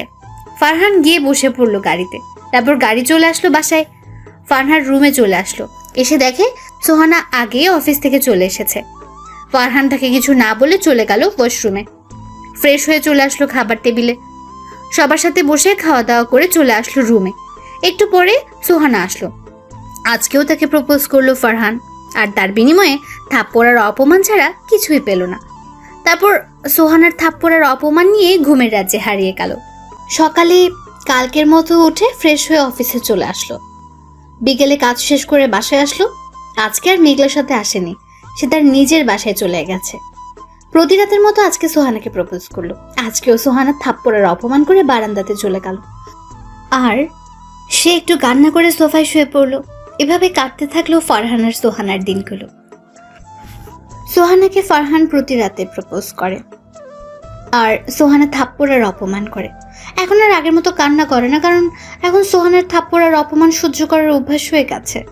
দেখতে দেখতে চলে গেল 4টা মাস। এখনও সোহানা ফারহানের সাথে খারাপ ব্যবহার করে। এখনও প্রতি রাতে সোহানাকে প্রপোজ করে, আর সোহানা থাপ্পড় আর নানান কথা শোনায়। আজকে অফিস থেকে আসার সময় মেঘলাকে বলল, মেঘলা, সোহানাকে মনে হয় আমি পাবো না রে। কেন হঠাৎ এই কথা বলতেছিস কেন? দেখ, এই 4টা মাস ধরে আমি তাকে ভালোবাসার কথা বলতেছি, আর সে আমাকে থাপ্পড় আর অপমান করতেছে। এখন কি তোর মনে হয় সোহানাকে আমি পাবো? পাবি। আচ্ছা শোন, আজকে থেকে তুই আর সোহানাকে প্রপোজ করবি না, তার সাথে প্রয়োজন ছাড়া কোনো কথা বলবি না, আর সোহানাকে দেখিয়ে দেখিয়ে আমার সাথে প্রেম করার অভিনয় করবি, ঠিক আছে? এগুলো করলে দেখবি সব ঠিক হয়ে যাবে। তারপর মেঘলার সাথে আরো অনেক কথা বলে বাসায় চলে আসলো। এসে ফ্রেশ হয়ে নাস্তা করে চলে আসলো রুমে এসে দেখে সোহানা সোফাতে বসে আছে। সে গিয়ে বসলো। খাটে গিয়ে বসুন, আমি এখন এখানে ঘুমাবো। বলল। সোহানা এই কথা শুনে খাটে গিয়ে বসলো আর ফারহান গিয়ে সোফাতে শুয়ে পড়লো। সোফাতে শোয়ার সাথে সাথে মেঘলার ফোন দিল। ফারহান ফোন ধরে বলল, বাসায় গিয়ে পৌঁছেছো? বাসায় যেতে কোনো সমস্যা হয়নি তো? কিরে, সোহানা কি তোর পাশে? এখন কি করো বাবু? এই তো শুয়ে আছি, তুই? আমি তোমার কথা ভাবতেছি। ওই, এখন তুই কথা বলতে বলতে সাথে চলে যা, ঠিক আছে? আচ্ছা, কালকে আমরা কোথায় দেখা করছি? চুপ। ও, পার্কে। কখন আসবো? তুই বল। ও, অফিস ছুটির পরে। ঠিক আছে, বাই বাবু। তারপর ফোন কেটে দিয়ে ফারহান ঘুমিয়ে যাওয়ার ভান করে শুয়ে পড়লো আর সোহানা চলে গেল নীলের সাথে কথা বলতে। তারপর ফারহান ঘুমের রাজ্যে হারিয়ে গেল। ঘুমাচ্ছিল, হঠাৎ কারো কান্নার শব্দে ঘুমটা ভেঙে গেল। ঘুম থেকে উঠে দেখে সোহানা নীলের সাথে কথা বলছে আর অনেক কান্না করছে। ফারহান একটু বারান্দার কাছে গেল তাদের কথাগুলো শোনার জন্য। ফারহান বারান্দার কাছে গিয়ে শুনতে পারলো সোহানা বলছে, নীল, বিশ্বাস করো, আমি এখন ফারহানকে স্বামীর অধিকার দেই নাই। আমার আর ফারহানের মধ্যে কোনো সম্পর্ক নাই। প্লিজ তুমি আমাকে বিশ্বাস করো, আমি শুধু তোমাকেই ভালোবাসি। নীল প্লিজ, তুমি দেশে আসো আর এই বাড়ি থেকে নিয়ে যাও। আমি আর এখানে থাকতে চাই না। সোহানা প্লিজ, তুমি ফারহানকে ডিভোর্স দিয়ে আমাকে বিয়ে করো। এমন কথা বলো না প্লিজ। তুমি ছাড়া আমার আর কে আছে বলো? তুমিই তো আমার সব। তুমি কেন আমাকে বিশ্বাস করতেছো না? ছি নীল, ছি। এই নোংরা কথাটা তুমি আমাকে বলতে পারলে? জানো ফারহান আমাকে কত ভালোবাসে। শুধু তোমার জন্য আমি ওর ভালোবাসাকে কোনো দাম দিই নাই, আর তুমি আমাকে এইসব কথা বললে? যাও, তোমার মতো এমন নোংরা স্বভাবের ছেলে আমার দরকার নেই। আজকের পরে তুমি আর আমাকে ফোন দিবে না। বলে সোহানা ফোনটা কেটে দিল আর কান্না করতে লাগলো বারান্দায় বসে। আর ফারহান ঘরের ভেতর থেকে সোহানার কথাগুলো শুনছিল। সোহানা সেখানে বসে বসে অনেক কান্না করছে আর ফারহান মন চাচ্ছে সোহানাকে জড়িয়ে ধরে চোখের পানিগুলো মুছে দিতে।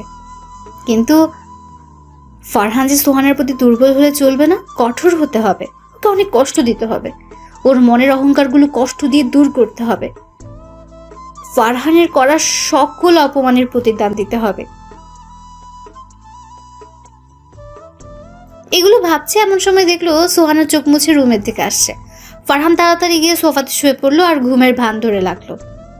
সোহানা রুমে এসে ফারহানের পায়ে ধরে মাফ চাইতে থাকলো আর বলতে লাগলো, ফারহান, তুমি আমাকে মাফ করে দাও।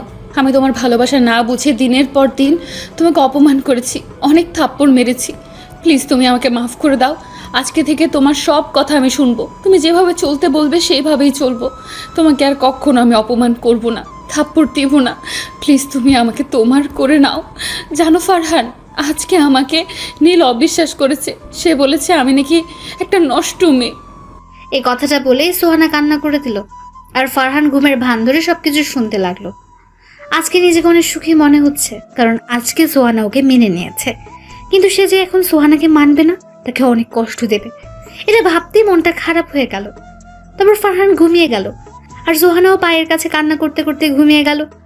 সকালে সোহানার ডাকে ঘুম ভাঙলো।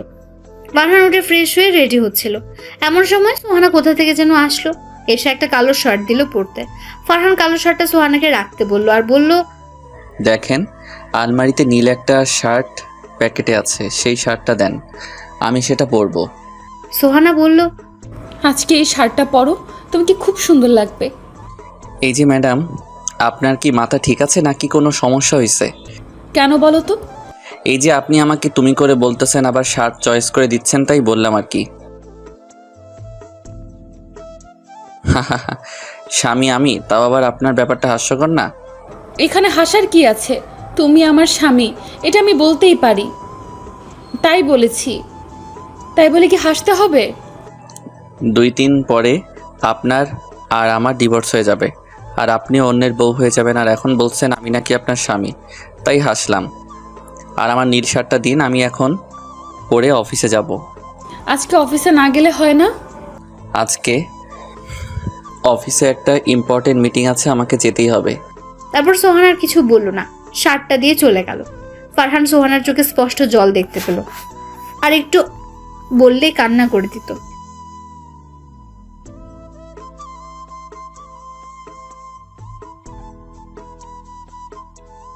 কি রে, কি অবস্থা? এই তো ভালো, তোর? এই তো আছি একরকম। আচ্ছা, কালকের ওষুধে কি কাজ হয়েছে? একটু হয়েছে। আচ্ছা, আজকে কি অফিস ছুটির পরে সত্যি সত্যি পার্কে যাবি? হুম।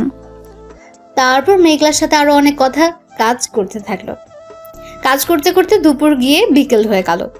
মেঘলা ফারহানকে নিয়ে রিক্সা করে চলে আসলো পার্কে। আসার সময় সোহানার অফিসের সামনে দিয়ে পার্কে আসলো। আসার দেখলো সোহানা ফারহান আর মেঘলাকে রিক্সায় করে আসতে দেখলো। একটু পরে দেখলো সোহানা ওদের পিছু নিয়েছে। ফারহান আর মেঘলা পার্কে চলে আসলো। এসে একটা কোণাতে একটা বেঞ্চে গিয়ে ফারহান আর মেঘলা বসলো। একটু পরে দেখলো সোহানা ওদের ফলো করতে করতে এখানে চলে এসেছে। ফারহান সোহানায় এসে পড়েছে, অভিনয় শুরু করে দে। ঠিক আছে, সোহানায় কাছে আসলে তুই কথা বল, শুরু করে দিবি। ঠিক আছে। সোহানা এসে ওদের পেছনের একটা বেঞ্চে বসলো। বসার সাথে সাথে মেঘলা বলতে শুরু করলো, ফারহান, তোমাকে ছাড়া আমার আর থাকতে মন চায় না। তুমি প্লিজ ওই মেয়েটাকে ডিভোর্স দিয়ে দাও। আমারও তোমাকে ছাড়া থাকতে মনে চায় না বাবু, আর কিছুদিন অপেক্ষা করো। আমি ওই মেয়েকে ডিভোর্স দিয়ে তোমাকে বিয়ে করব। প্লিজ ওই ড্যানিটাকে তুমি তাড়াতাড়ি ডিভোর্স দাও, ওকে দেখলেই আমার কাজ চলে যায়। ঠিক আছে, আমি কালকে উকিলের কাছে ডিভোর্সের ব্যাপারে কথা বলতে যাব। এখন খুশি? খুশি, অনেক অনেক খুশি। বলে ওকে জড়িয়ে ধরলো। আর ওইদিকে ফারহান আর মেঘলার কথা শুনে সোহানা কান্না করতে করতে চলে গেল। সোহানার চলে যাওয়ার পরে মেঘলা ওকে ছেড়ে দিল আর বলে, চল ফারহান, অনেক দিন ধরে বাইরে তোর সাথে ঘুরি না, আজকে অনেক ঘুরবো। চলো। তারপর মেঘলার সাথে অনেক ঘোরাঘুরি করে একটা রেস্টুরেন্ট থেকে রাতের খাবার খেয়ে 10টা বাজে বাসায় আসলো। বাসায় এসে সোজা নিজের রুমে চলে গেল। রুমে ঢুকে দেখলো সোহানা কান্না করছে, আর জানি সে কেন কান্না করছে। তারপর জিজ্ঞেস করলো, আপনি কান্না করছেন কেন? আমার কথা শুনে সোহানা মাথা তুলে তাকালো, কিন্তু কিছু বলল না। আমি আবার জিজ্ঞাসা করলাম, কি হলো, কিছু বলছেন না কেন? কি হলো, কথা কি কানে যায় না? আপনি কান্না করতেছেন কেন? এই কি, আপনি এত রাতে কান্না করতেছেন কেন? কি হলো, কথা বলতেছেন না কেন? কি হলো বলেন, আপনি কান্না করতেছেন কেন? তারপর সোহানা ওকে কিছু না বলে দৌড়ে এসে জড়িয়ে ধরলো আর কান্না করতে থাকলো। ফারহান কোনো রকম সোহানাকে তার বুক থেকে সরিয়ে দিয়ে দুটো চড় লাগিয়ে দিল। সমস্যা কি আপনার, কি করছেন?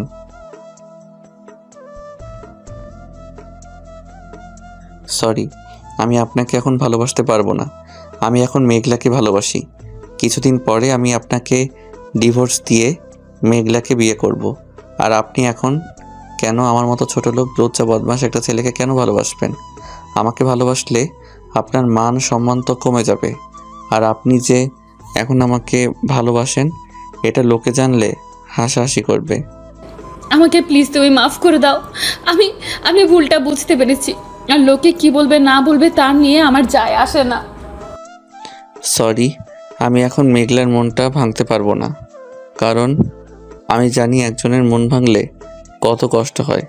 আর কয়েকদিনের মধ্যেই আপনার আর আমার ডিভোর্স হয়ে যাবে।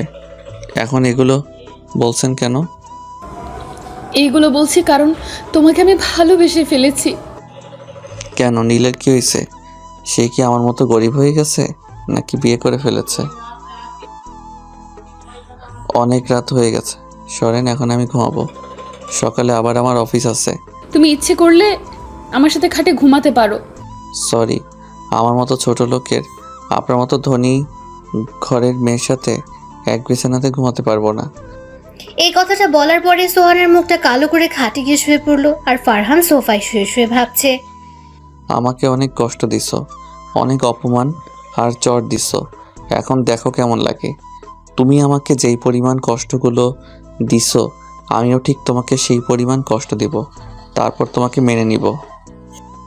এগুলো মনে মনে ভাবতে থাকলো। একটু পরে ঘুমের রাজ্যে হারিয়ে গেল। সকালে ফারহান, এই ফারহান ওঠো, তোমার অফিসের দেরি হয়ে যাচ্ছে। ফারহান ঘুম থেকে উঠেই তুই কোন অধিকারে আমার গায়ে হাত দিয়েছিস? আর তোকে কি আমি ডাকতে বলেছি? আর কোনোদিন যদি এমন দেখি তাহলে তোর খবর আছে। সোহানা ফারহানের কথা শুনে কান্না করতে করতে নিচে চলে গেল আর ফারহান চলে গেল ওয়াশরুমে ফ্রেশ হতে। তারপর ফ্রেশ হয়ে নাস্তা করে অফিসে যাওয়ার জন্য রওনা হলো। বাড়ির বাইরে অনেকক্ষণ দাঁড়িয়ে আছে কিন্তু কোনো রিক্সা পাচ্ছে না। হঠাৎ সোহানার গাড়ি এসে ফারহানের সামনে দাঁড়ালো। সোহানা জানলা দিয়ে বলল, গাড়ির ভেতরে আসো, আমি তোমাকে তোমার অফিসে নামিয়ে দিয়ে আসি। সরি, আমি আসলে কোনো বড়লোক মানুষের গাড়িতে উঠি না। অফিসে এসে নিজের ডেস্কে বসে কাজ করছিল, তখনই মেঘলার আগমন। কি রে, কি করিস? এই তো কাজ করতেছি রে। চল আমার সাথে। কোথায় যাবি?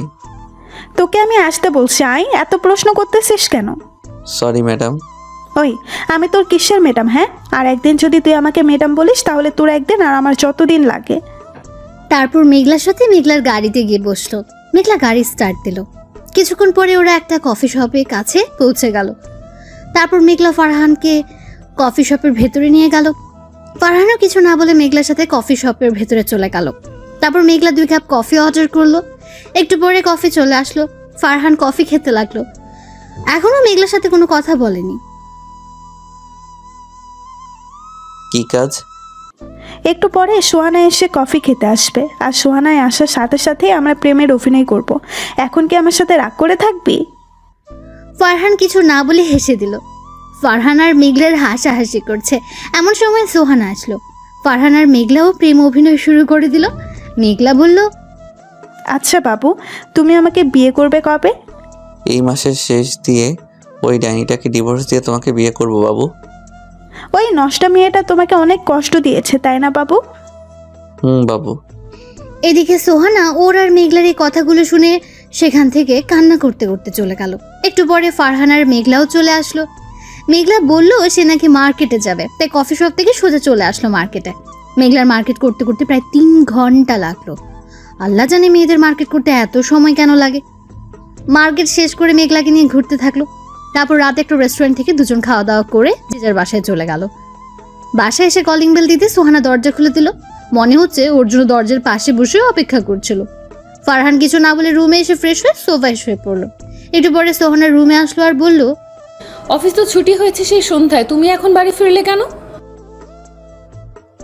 অবশ্যই আমাকে দিতে হবে।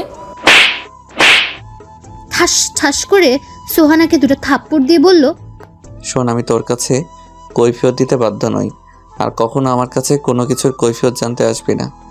যদি আসিস তাহলে আজকের থেকে বেশি জোরে মাইর খাবি, কথাটা যেন মাথায় থাকে।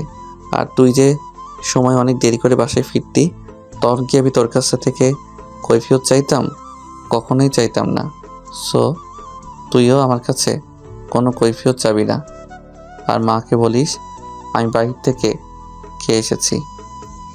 সোহানা মাথাটা ঝুলিয়ে হ্যাঁ বলল। তারপর ফারহান ঘুমিয়ে গেল। এভাবেই চলছিল দিনকাল। ফারহান সোহানাকে আগের থেকে আরো বেশি কষ্ট আর অপমান করে আর থাপ্পড়ও দেয়। দেখতে দেখতে 5 মাস 20 দিন শেষ হয়ে গেল, আর বাকি আছে মাত্র 10 দিন। ফারহান আর সোহানা ডিভোর্স হয়ে যাবে এরপর।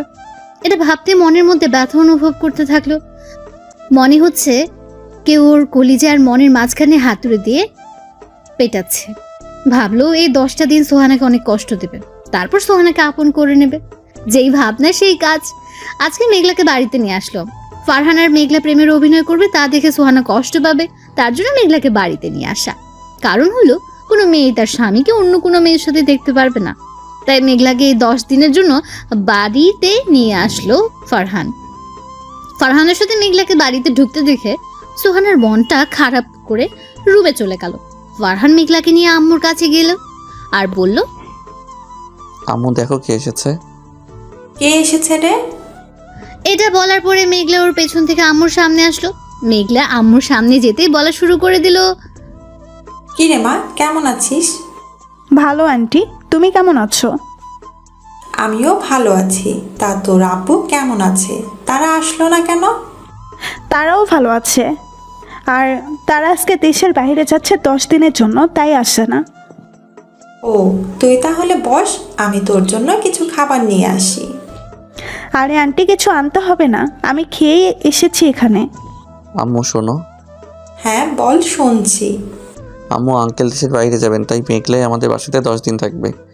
তা তো থাকবেই, তুই না বললেও আমি মেঘলাকে এই 10 দিনের জন্য এই বাসায় রেখে দিতাম। তারপর মেঘলা আর আম্মু কথা বলতে থাকলো। ফারহান চলে আসলো ওর রুমে এসে দেখে সোহানা বিছনাতে শুয়ে ফুপিয়ে ফুপিয়ে কান্না করছে। সোহানাকে কান্না করতে দেখে ফারহানের অনেক কষ্ট হচ্ছিল। মনটা চাচ্ছিল সোহানাকে শক্ত করে জড়িয়ে ধরে ওর চোখের পানিগুলো মুছে দিতে। মন চাচ্ছিল সোহানাকে বুকে জড়িয়ে তার কপালে একটা ভালোবাসার পরশ এঁকে দিতে, কিন্তু এগুলো করলো না। ফারহান রুমে ঢুকে ধমক দিয়ে সোহানাকে বলল, কি হয়েছে, এমন ঢং করছেন কেন? মেঘলাকে তুমি কেন এই বাড়িতে নিয়ে এসেছো? আজ বাদে কাল আমি মেঘলাকে বিয়ে করব, তাই নিয়ে এসেছি। আচ্ছা, মেঘলাকে নিয়ে আসাতে তোমার কোনো সমস্যা হচ্ছে? সমস্যার কারণ হলো কোনো মেয়ে তার স্বামীকে অন্য মেয়ের সাথে দেখতে পারবে না। কে তোমার স্বামী? তুমি আমার স্বামী, আর আমি আমার স্বামীর ভাগ কাউকে দেব না। আমার মতো ছোট লোক, লুচ্চা লম্পট, যার স্বভাবের ঠিক নেই, সে তোমার স্বামী? তুমি কি আমাকে স্বামী হিসেবে মানতে পারবে? আমি তোমাকে স্বামী হিসেবে মানতে পারবো, আর আমার আগের কার্যকর্মের জন্য আমি দুঃখিত। প্লিজ তুমি আমাকে মাফ করে দাও আর আমাকে আপন করে নাও। সরি, এখন আমি আপনাকে স্ত্রী হিসেবে মানতে পারবো না। কি গ্যারান্টি আছে আপনি ভালোই নাকি খারাপই? বলা তো যায় না। বয়ফ্রেন্ডের সাথে কি না কি করছেন, এমনও তো হতে পারে যে আপনার চরিত্রের ঠিক নাই। ফারহান চুপ করো, আমি আর নিতে পারতেছি না। সত্যিটা সবারই শুনতে খারাপ লাগে, আপনারও লাগতেছে? প্লিজ ফারহান, তুমি আমাকে বিশ্বাস করো, একটা সুযোগ দাও আমাকে, প্লিজ একটি সুযোগ দাও। এ কি, আমার মতো একটা ছোট লোক, চরিত্রহীন ছেলের পা আপনি কেন ধরছেন? প্লিজ ফারহান, এগুলো বলে আমাকে আর কষ্ট দিও না। আমি আমার ভুলটা বুঝতে পেরেছি, এখন তুমি আমাকে ক্ষমা করে দাও। আমি কাউকে ক্ষমা করতে পারবো না। আমি ক্ষমা করার মালিক না। ক্ষমা যদি চাইতেই হয় তাহলে আল্লাহর কাছে চান, আমার কাছে না। এটা বলে ফারহান সেখান থেকে চলে আসলো। যদি এখন না চলে আসতো তাহলে হয়তো এখনই সোহানাকে আপন করে নিতে হতো, কারণ সোহানার চোখের জল ফারহান সহ্য করতে পারে না। রুম থেকে বের হতে দেখে রুমে দরজার পাশে মেঘলা দাঁড়িয়ে আছে। ফারহান মেঘলাকে দেখে বলল, কিরে, তুই এখানে দাঁড়িয়ে আছিস কেন? তোকে ডাকতে এসেছিলাম, এসে দেখি তুই আর সোহানাই কথা বলতেছিস, তাই আর ভেতরে যাই নাই। আচ্ছা, এখন আমার সাথে আমার রুমে চল। তারপর মেঘলার সাথে রুমে গেল, গিয়ে ওর কাছে বসলো। ফারহান বসতে মেঘলা বলল, ফারহান অনেক কষ্ট দিয়েছিল সোহানাকে, এখন তো সোহানাকে মেনে নেওয়া উচিত। আমিও সেটাই ভাবতেছি, সোহানাকে মেনে নিব নাকি আরও কষ্ট দিব। অনেক তো কষ্ট দিলি, এবার মেয়েটাকে মেনে নে, সে তো তার ভুল বুঝতে পেরেছে। এই 10টা দিন কষ্ট দিয়ে নিই, তারপর মেনে নিব। তার আগে যদি মেঘলা কিছু করে বসে তখন কি করবি? বলা তো যায় না, সোহানা যেই পরিমাণের রাগী। মেঘলার মুখে এমন একটা কথা শুনে বুকের বাম পাশটা একটু কেঁপে উঠলো। তারপর ভাবতে থাকলো যে আর সোহানাকে কষ্ট দেবে না, আর সোহানাকে অপমান করবে না, কথায় কথায় সোহানার গায়েও হাত তুলবে না, সোহানাকে কালকে আপন করে নেবে। তারপর ফারহান মেঘলার রুম থেকে চলে আসলো নিজের রুমে এসে দিল একটা ঘুম। সোহানার ডাকে ওর ঘুম ভাঙলো। ঘুম থেকে উঠে দেখে সন্ধ্যা হয়ে গেছে, তাই ফ্রেশ হয়ে চলে আসলো ছাদে দাঁড়িয়ে আকাশের দিকে তাকিয়ে ভাবতে থাকলো, বাস্তবতাটা বড়ই অদ্ভুত। এতদিন সোহানার পিছনে আমি ঘুরেছি, কিন্তু সোহানা আমাকে কোনো পাত্তা দেয়নি। আর এখন সোহানাই আমার পিছনে ঘুরতেছে, আমি তাকে কোনো পাত্তা দিচ্ছি না। আগে সে আমার সাথে খারাপ ব্যবহার করত, আর এখন আমি তার সাথে খারাপ ব্যবহার করি। এগুলো ভাবছে এমন সময় সোহানা ছাদে এসে বলল, এই সময় তুমি ছাদে কি করছো? আকাশের তারাগুলো গুনতেছিলাম। আপনি এখন ছাদে এসেছেন কেন? তোমাকে খুঁজতে এসেছিলাম। আমাকে খুঁজছেন কেন জানতে পারি? রুমে একা একা ভালো লাগছিল না, তাই ভাবলাম তোমার সাথে গল্প করব, তাই তোমাকে খুঁজতেছিলাম। আমার মতো ছোট লোক, চরিত্রহীন ছেলের সাথে আপনি কি গল্প করবেন? আর আমার মতো ছেলের তো বিশ্বাস নাই, সুযোগ পেলেই আপনার ইজ্জতের উপরে হাত দিতে পারি। প্লিজ ফারহান, তুমি আমাকে মাফ করে দাও। আর আমি আমার আগের ব্যবহারের জন্য খুবই দুঃখিত, খুবই লজ্জিত। আপনাকে মাফ করব, কিন্তু আমার কিছু শর্ত আছে। যদি আপনি শর্তগুলো রাজি হন তাহলে আমি আপনাকে মেনে নিব। বলো ফারহান, কি শর্ত? আমি তোমার সব শর্ত মানতে রাজি আছি। আমার প্রথম শর্ত হলো 5 ওয়াক্ত নামাজ পড়তে হবে। দ্বিতীয় শর্ত হলো আমার বাবা মাকে নিজের বাবা মা মনে করে সেবা করতে হবে। তৃতীয় শর্ত হলো কোনো অহংকার আপনার মনে থাকতে পারবে না। আর চতুর্থ শর্ত হলো আমার অনুমতি ছাড়া কোনো পুরুষের সাথে কথা বলতে পারবেন না। এখন বলুন, আপনি কি আমার শর্তগুলো মানতে পারবেন? আমি তোমার সব শর্ত মানতে পারবো। তুমি আমাকে আপন করে নিবে তো? এই শর্তগুলো যদি ঠিকমতো পালন করতে পারেন তাহলে আমি আপনাকে মেনে নিব। ঠিক আছে, আমি তোমার সব শর্ত এখন থেকে মেনে চলবো। বলো, কতদিন এভাবে চললে তুমি আমাকে আপন করে নিবে? আমাদের ডিভোর্সের আর মাত্র 10টা দিন বাকি আছে। তুমি যদি এই 10 দিন সবগুলো শর্ত পালন করতে পারো তাহলে 10 দিন পরে আমি তোমাকে মেনে নিব। আর যদি না মানতে পারো তাহলে 10 দিন পরে আমি তোমাকে ডিভোর্স দিয়ে দিব। ঠিক আছে, এই 10 দিন আমি তোমার সবগুলো শর্ত অক্ষরে অক্ষরে পালন করব। ঠিক আছে, এখন তাহলে আমি আসি। এটা বলে সেখান থেকে খাবার খাওয়ার জন্য টেবিলে চলে আসলো। তারপর সবাই মিলে একসাথে রাতের খাবারটা খেলো। তারপর যে যার রুমে চলে আসলো। রুমে এসে সোফাতে শুয়ে পড়বে তখনই সোহানা বলল, আজকে থেকে কি আমার সাথে খাটে ঘুমানো যায় না? ফারহান সোহানার কথা শুনে তার দিকে তাকালো। তাকিয়ে দেখে চোখের কোণে পানি এসে আছে। না করলেই মনে হয় চোখ থেকে পানিগুলো পড়ে যাবে, তাই বলল, আপনার সাথে ঘুমাতে পারবো, কিন্তু একটা শর্ত আছে। আবার কি শর্ত? আপনার আর আমার মাঝে একটা কোলবালিশ, আর আপনি আমার দিকে আসতে পারবেন না। ঠিক আছে, তুমি যা বলবে তাই হবে। তারপর ফারহান গিয়ে খাটের একপাশে শুয়ে পড়ল। একটু পরে ফারহান আর সোহানা মাঝখানে একটা কোল বালিশটা রেখে সোহানাও ঘুমিয়ে পড়ল। ফারহান এখনো ঘুমায়নি, কারণ প্রতি রাতে সোহানাকে মনটা ভরে দেখে তারপর ঘুমায়। তাই আজকেও সোহানাকে মন ভরে দেখে ঘুমিয়ে গেল। ফজরের সময় সোহানা ডাকে ঘুম ভাঙল। তারপর ফ্রেশ হয়ে নামাজ পড়ার জন্য মসজিদে চলে আসলো।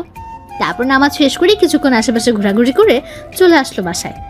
বাসায় এসে সোজা ওর রুমে চলে আসলো।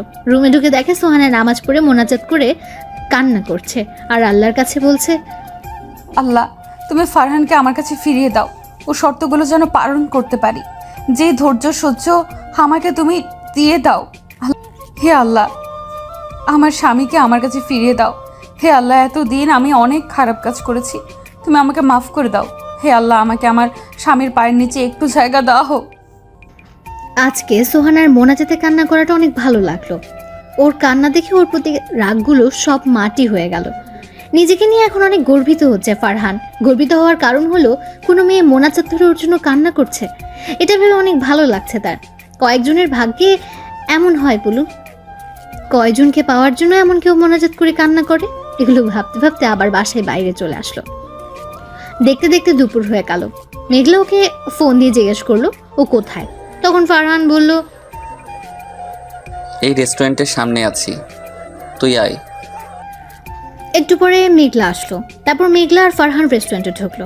রেস্টুরেন্টে ঢুকে একটু সামনে যেতে বড় ধরনের একটা শক খেলো।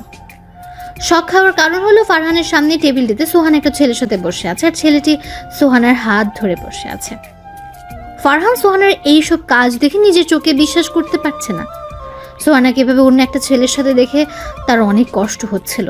তাই মেঘলাকে নিয়ে সে রেস্টুরেন্ট থেকে বাইরে চলে আসলো। মেঘলাকে নিয়ে একটা নদীর পাড়ে গেল। সেখানে ফারহান প্রায়ই যায়। ভাবলো আজকে মনটা যখন ভালো নেই, তাই আজকে মেঘলাকে নিয়ে নদীর পাড়ে গিয়ে বসে থাকো। নদীর পাড়ে এসে একটা টেবিলের উপর দুজন বসলো। দুজনে চুপ করে নদীর দিকে তাকিয়ে আছে। ফারহান মনে মনে ভাবছে, আর মনে হয় সোহানাকে আমার করে পাবো না। আর মনে হয় সোহানা আমার কাছে এসে বলবে না যে ফারহান, আমাকে তুমি মাফ করে দাও, আমাকে তুমি আপন করে নাও। আর মনে হয় সোহানাই আমাকে জড়িয়ে ধরে একটু কান্না করবে না। আচ্ছা, 10 দিন পরে সোহানাই কি আমাকে ডিভোর্স দিয়ে ওই ছেলেটির হাত ধরে চলে যাবে? আমি কি ওকে ছাড়া থাকতে পারবো? না না, আমি ওকে ছাড়া থাকতে পারবো না। যে করেই হোক সোহানাকে বুঝিয়ে আমার কাছে রাখতেই হবে। আমি সোহানাকে ছাড়া বাঁচতে পারবো না। এগুলো মনে মনে ভাবছে এমন সময় মেঘলা বলল, কি রে ফারহান, তুই কান্না করতেছিস কেন? কই, আমি তো কান্না করতেছি না, মনে হয় চোখে কি যেন গেছে। তুই কি আমাকে ছোট বাচ্চা মনে করিস? আমি কিছুই বুঝি না। কান্না করা ছাড়া আর কি করবো বলো? কান্না না করে ভাবতে থাক কি করে সোহানাকে তোর কাছে রাখবি। সেটাই তো ভাবতেছি, কি করো এখন সোহানাকে আমার কাছে রাখবো? আরে মন খারাপ করিস কেন? আমি তো তোর পাশে আছি। চলো বাসায় যে অনেক খিদে লাগছে। চল। তারপর মেঘলাকে নিয়ে সে বাসায় চলে আসলো। বাসায় এসে দেখে সোহানা আগে বাসায় চলে এসেছে। ফারহান বাসায় যেতেই বলল, এই, তুমি এতক্ষণ কোথায় ছিলে? আমি সেই কখন থেকে তোমাকে খুঁজতেছি। ফারহান চুপ। চুপ থাকার কারণ হলো সোহানার কথা শুনে মনে হচ্ছে সে তাকে ডিভোর্সের জন্যই খুঁজছে। কি হলো, কথা বলছো না কেন? কোথায় ছিলে এতক্ষণ? এই তো একটু নদীর পাড়ে গিয়েছিলাম। জানো ফারহান, আজকে আমি অনেক খুশি। সোহানার মুখে এমন কথা শুনে বুকের বাম পাশটা কেঁপে উঠল। তারপর ফারহান একটু স্বাভাবিক হয়ে বলল, এত খুশির কারণটা কি জানতে পারি? আজকে নীল এসেছিল আমার কাছে। আমাদের বাসায় এসেছিল? না, এই বাসায় আসে না। তোমার সাথে শপিং মলে দেখা হয়েছিল, তারপরে একটা কফি শপে আমাকে নিয়ে গিয়েছে। তারপর? নীল এখন আমাকে বিয়ে করতে চায়, আমার সাথে সবকিছু আবার আগের মতো করতে চায়। তা তুমি কি বললে? আমি কিছু বলিনি। ও তা সারাদিন তো মনে হয় কিছু খাও নাই। বুঝছি, সারাদিন কিছু খাওয়া হয় নাই। যাও গিয়ে ফ্রেশ হয়ে আসো, আমি তোমার জন্য খাবার নিয়ে আসছি। তারপর ফারহান ফ্রেশ হতে চলে আসলো। ফ্রেশ হয়ে এসে দেখে মেঘলাকে সাথে করে নিয়ে এসেছে খাবার খাওয়ার জন্য। খাওয়া শুরু করার সময় ঘটলো আরেক ঘটনা। তারা মানুষ হলো 3 জন আর ভাতের প্লেট হলো 2টা। এখন কি করবে? তাই ফারহান সোহানাকে বলল, সোহানা, এটা কি করছো? আমি আবার কি করলাম? আমরা মানুষ হইলাম 3 জন, তুমি ভাতে প্লেট 2টা আনছো কেন? আসলে আজকে সবজি কাটার সময় আমার হাতটা কেটে যায়, তাই ভাবলাম তুমি আমাকে খাওয়াই দিবে, তাই 2টা প্লেট ভাত আনছি। ও আচ্ছা, তুমি বসো, আমি তোমাকে খাইয়ে দিতেছি। তারপর ফারহান সোহানাকে খাইয়ে দিতে লাগলো আর ফারহান নিজেও খেতে থাকলো। মেঘলা ওদের এই দৃশ্য দেখে মুচকে মুচকে হাসছে। আর ওর কাছে মনে হচ্ছে যে এই খাওয়াই মনে হয় ওর আর সোহানার একসাথে শেষ খাওয়া। আর মনে হয় ফারহান সোহানাকে খাইয়ে দিতে পারবে না। এগুলো ভাবছে আর সোহানাকে খাইয়ে দিচ্ছে। হঠাৎ করে সোহানার ফোনটা বেজে উঠলো। ফারহান ফোনের স্ক্রিনে তাকিয়ে দেখে নীল ফোন দিয়েছে। সোহানা খাওয়া রেখে নীলের সাথে কথা বলতে চলে গেল।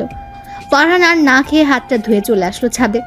আর মেঘলা ওকে এমনভাবে আসতে দেখে বুঝে ফেললো যে ওর মন খারাপ, তাই সেও আর না খেয়ে তার পেছন পেছন ছাদে চলে আসলো। ফারহান ছাদে এসে কান্না করে দিল। মেঘলা ওর কান্না করা দেখে ওর পাশে এসে বসলো আর মাথায় হাত বুলিয়ে দিতে থাকলো। ফারহান কান্না করতেই থাকলো আর অন্যদিকে সোহানা নীলকে বলছে, সোহানা প্লিজ, তুমি ফারহানকে ডিভোর্স দিয়ে আমাকে বিয়ে করো। ওই তোকে আমি ফোন দিতে মানা করছি না? তারপরও তুই আমাকে ফোন দিস কেন? আর তোর কথা, আমি ফারহানের মতো একজন মানুষকে ডিভোর্স দিব তুই ভাবলি কি করে? তোর জন্য আমি ফারহানের সাথে অনেক খারাপ ব্যবহার করেছি, যার জন্য ফারহান এখনও আমার সাথে ভালো করে কথা বলে না। প্লিজ সোহানা, এমন করে বলো না।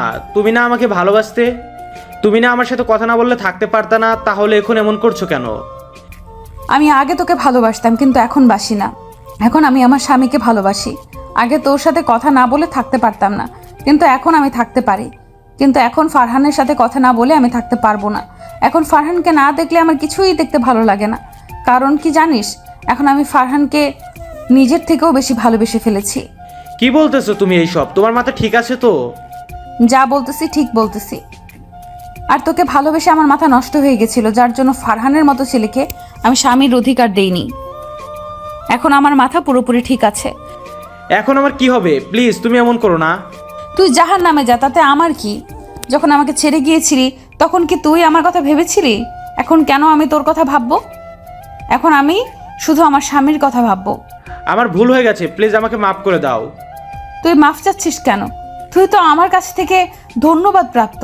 তুই যদি আমাকে না ছেড়ে যেতি তাহলে তো আমি কখনো ফারহানকে চিনতেই পারতাম না। এই কথা বলে সোহানা ফোন কেটে দিল। তারপর মোবাইল থেকে সিমটা বের করে ভেঙে ফেললো। সিম ভাঙার কারণ হলো, যদি এই সিম সোহানা চালায় তাহলে নীল নানান নাম্বার দিয়ে সোহানাকে ফোন দিয়ে বিরক্ত করবে, তাই সিমটাই ভেঙে ফেললো। আর অন্যদিকে ফারহান এখনো ছাদে বসে কান্না করছে আর মেঘলা ওকে সান্ত্বনা দেওয়ার চেষ্টা করছে। ফারহান কান্না করতে করতে কখন যে জ্ঞান হারিয়ে ফেলেছে মনে নেই। ফারহানের চুপ হয়ে যাওয়া দেখে মেঘলা ওকে ডাক দিল, কিন্তু কোনো সারা শব্দ পেল না। তাই মেঘলা একটু ধাক্কা দিল আর ফারহান পড়ে গেল। মেঘলা বুঝতে পারলো যে ফারহান কান্না করতে করতে জ্ঞান হারিয়ে ফেলেছে, তাই সে ওকে রেখে সোহানাকে বলল, সোহানার আব্বু আম্মুকে বলল যে ফারহান ছাদে জ্ঞান হারিয়ে পড়ে আছে। তাই শুনে তারা ছাদে আসলো। তারপর ওকে ছাদ থেকে হাসপাতালে নিয়ে গেল। ফারহানের যখন জ্ঞান ফিরলো তখন দেখলো সোহানা ওর একটা হাত জড়িয়ে ধরে ঘুমিয়ে আছে। ফারহান ঘড়ির দিকে তাকিয়ে দেখে রাত 1টা বাজে। সোহানার দিকে ভালো করে তাকিয়ে বুঝতে পারলো অনেক কান্না করেছে। ফারহান সোহানার কপালে একটা ভালোবাসার বড় সেঁকে দিতেই সোহানার ঘুমটা ভেঙে গেল। সোহানা ঘুম ভাঙতে ওর দিকে তাকিয়ে দেখলো জ্ঞান ফিরেছে। তারপর ওকে অনেক শক্ত করে জড়িয়ে ধরলো। ফারহানও সোহানাকে অনেক শক্ত করে ধরলো। সোহানা ওর বুকের মাঝে কান্না করে দিল। ফারহানও আবার কান্না করে দিল। সোহানা কান্না করতে করতে ওর বুক বিছিয়ে ফেলল। তারপর ফারহান সোহানাকে বলল, এই পাগলি এমনভাবে কান্না করছো কেন? তোমার কি হয়েছিল? তুমি জ্ঞান হারিয়ে ফেলেছিলে কেন? তোমার কথা ভাবতে ভাবতে কখন যে জ্ঞান হারিয়ে ফেলেছি মনে নেই। আমি মেঘলার কাছে সব শুনেছি। তোমার আর মেঘলার মাঝে যে কোনো সম্পর্ক নেই তা মেঘলাই আমাকে বলেছে। ও, মেঘনাই তোমাকে বলে দিয়েছে? হুম। আচ্ছা সোহানা, তুমি আমাকে ছেড়ে নীলের সাথে চলে যাবে না তো? জানো তুমি চলে গেলে আমি মরেই যাব। না পাগল, আমি তোমাকে ছেড়ে কখনোই নীলের কাছে যাব না, আর কখনোই তুমি মরে যাওয়ার কথাও মুখে আনবে না, মনে থাকবে? তুমি আমাকে কখনো কষ্ট দিও না, তাহলে আমিও আর মরে যাওয়ার কথা মুখে আনবো না। ঠিক আছে। পাগল। পাগলি। তারপরের দিন ওকে বাসায় আনা হলো। সারাদিন সোহানা ওর পাশেই ছিল। যখন ওর যা প্রয়োজন সব সোহানা এনে দিয়েছে। আজকে সোহানাকে পুরাই বউ বউ লাগছে। রাতে সোহানা আর ফারহান রুমে শুয়ে আছে। তখন সোহানা বলল, ফারহান, আমার না তোমার মতো একটা কিউট বেবি লাগবে। আমার মতো বেবি আনতে হলে তো তোমাকে অনেক কষ্ট করতে হবে। আমি কষ্ট করতে রাজি আছি। তাহলে বেবি আনার মিশন শুরু করা যাক। তার আগে তোমার পাঠক পাঠিকাদের বিদায় দাও।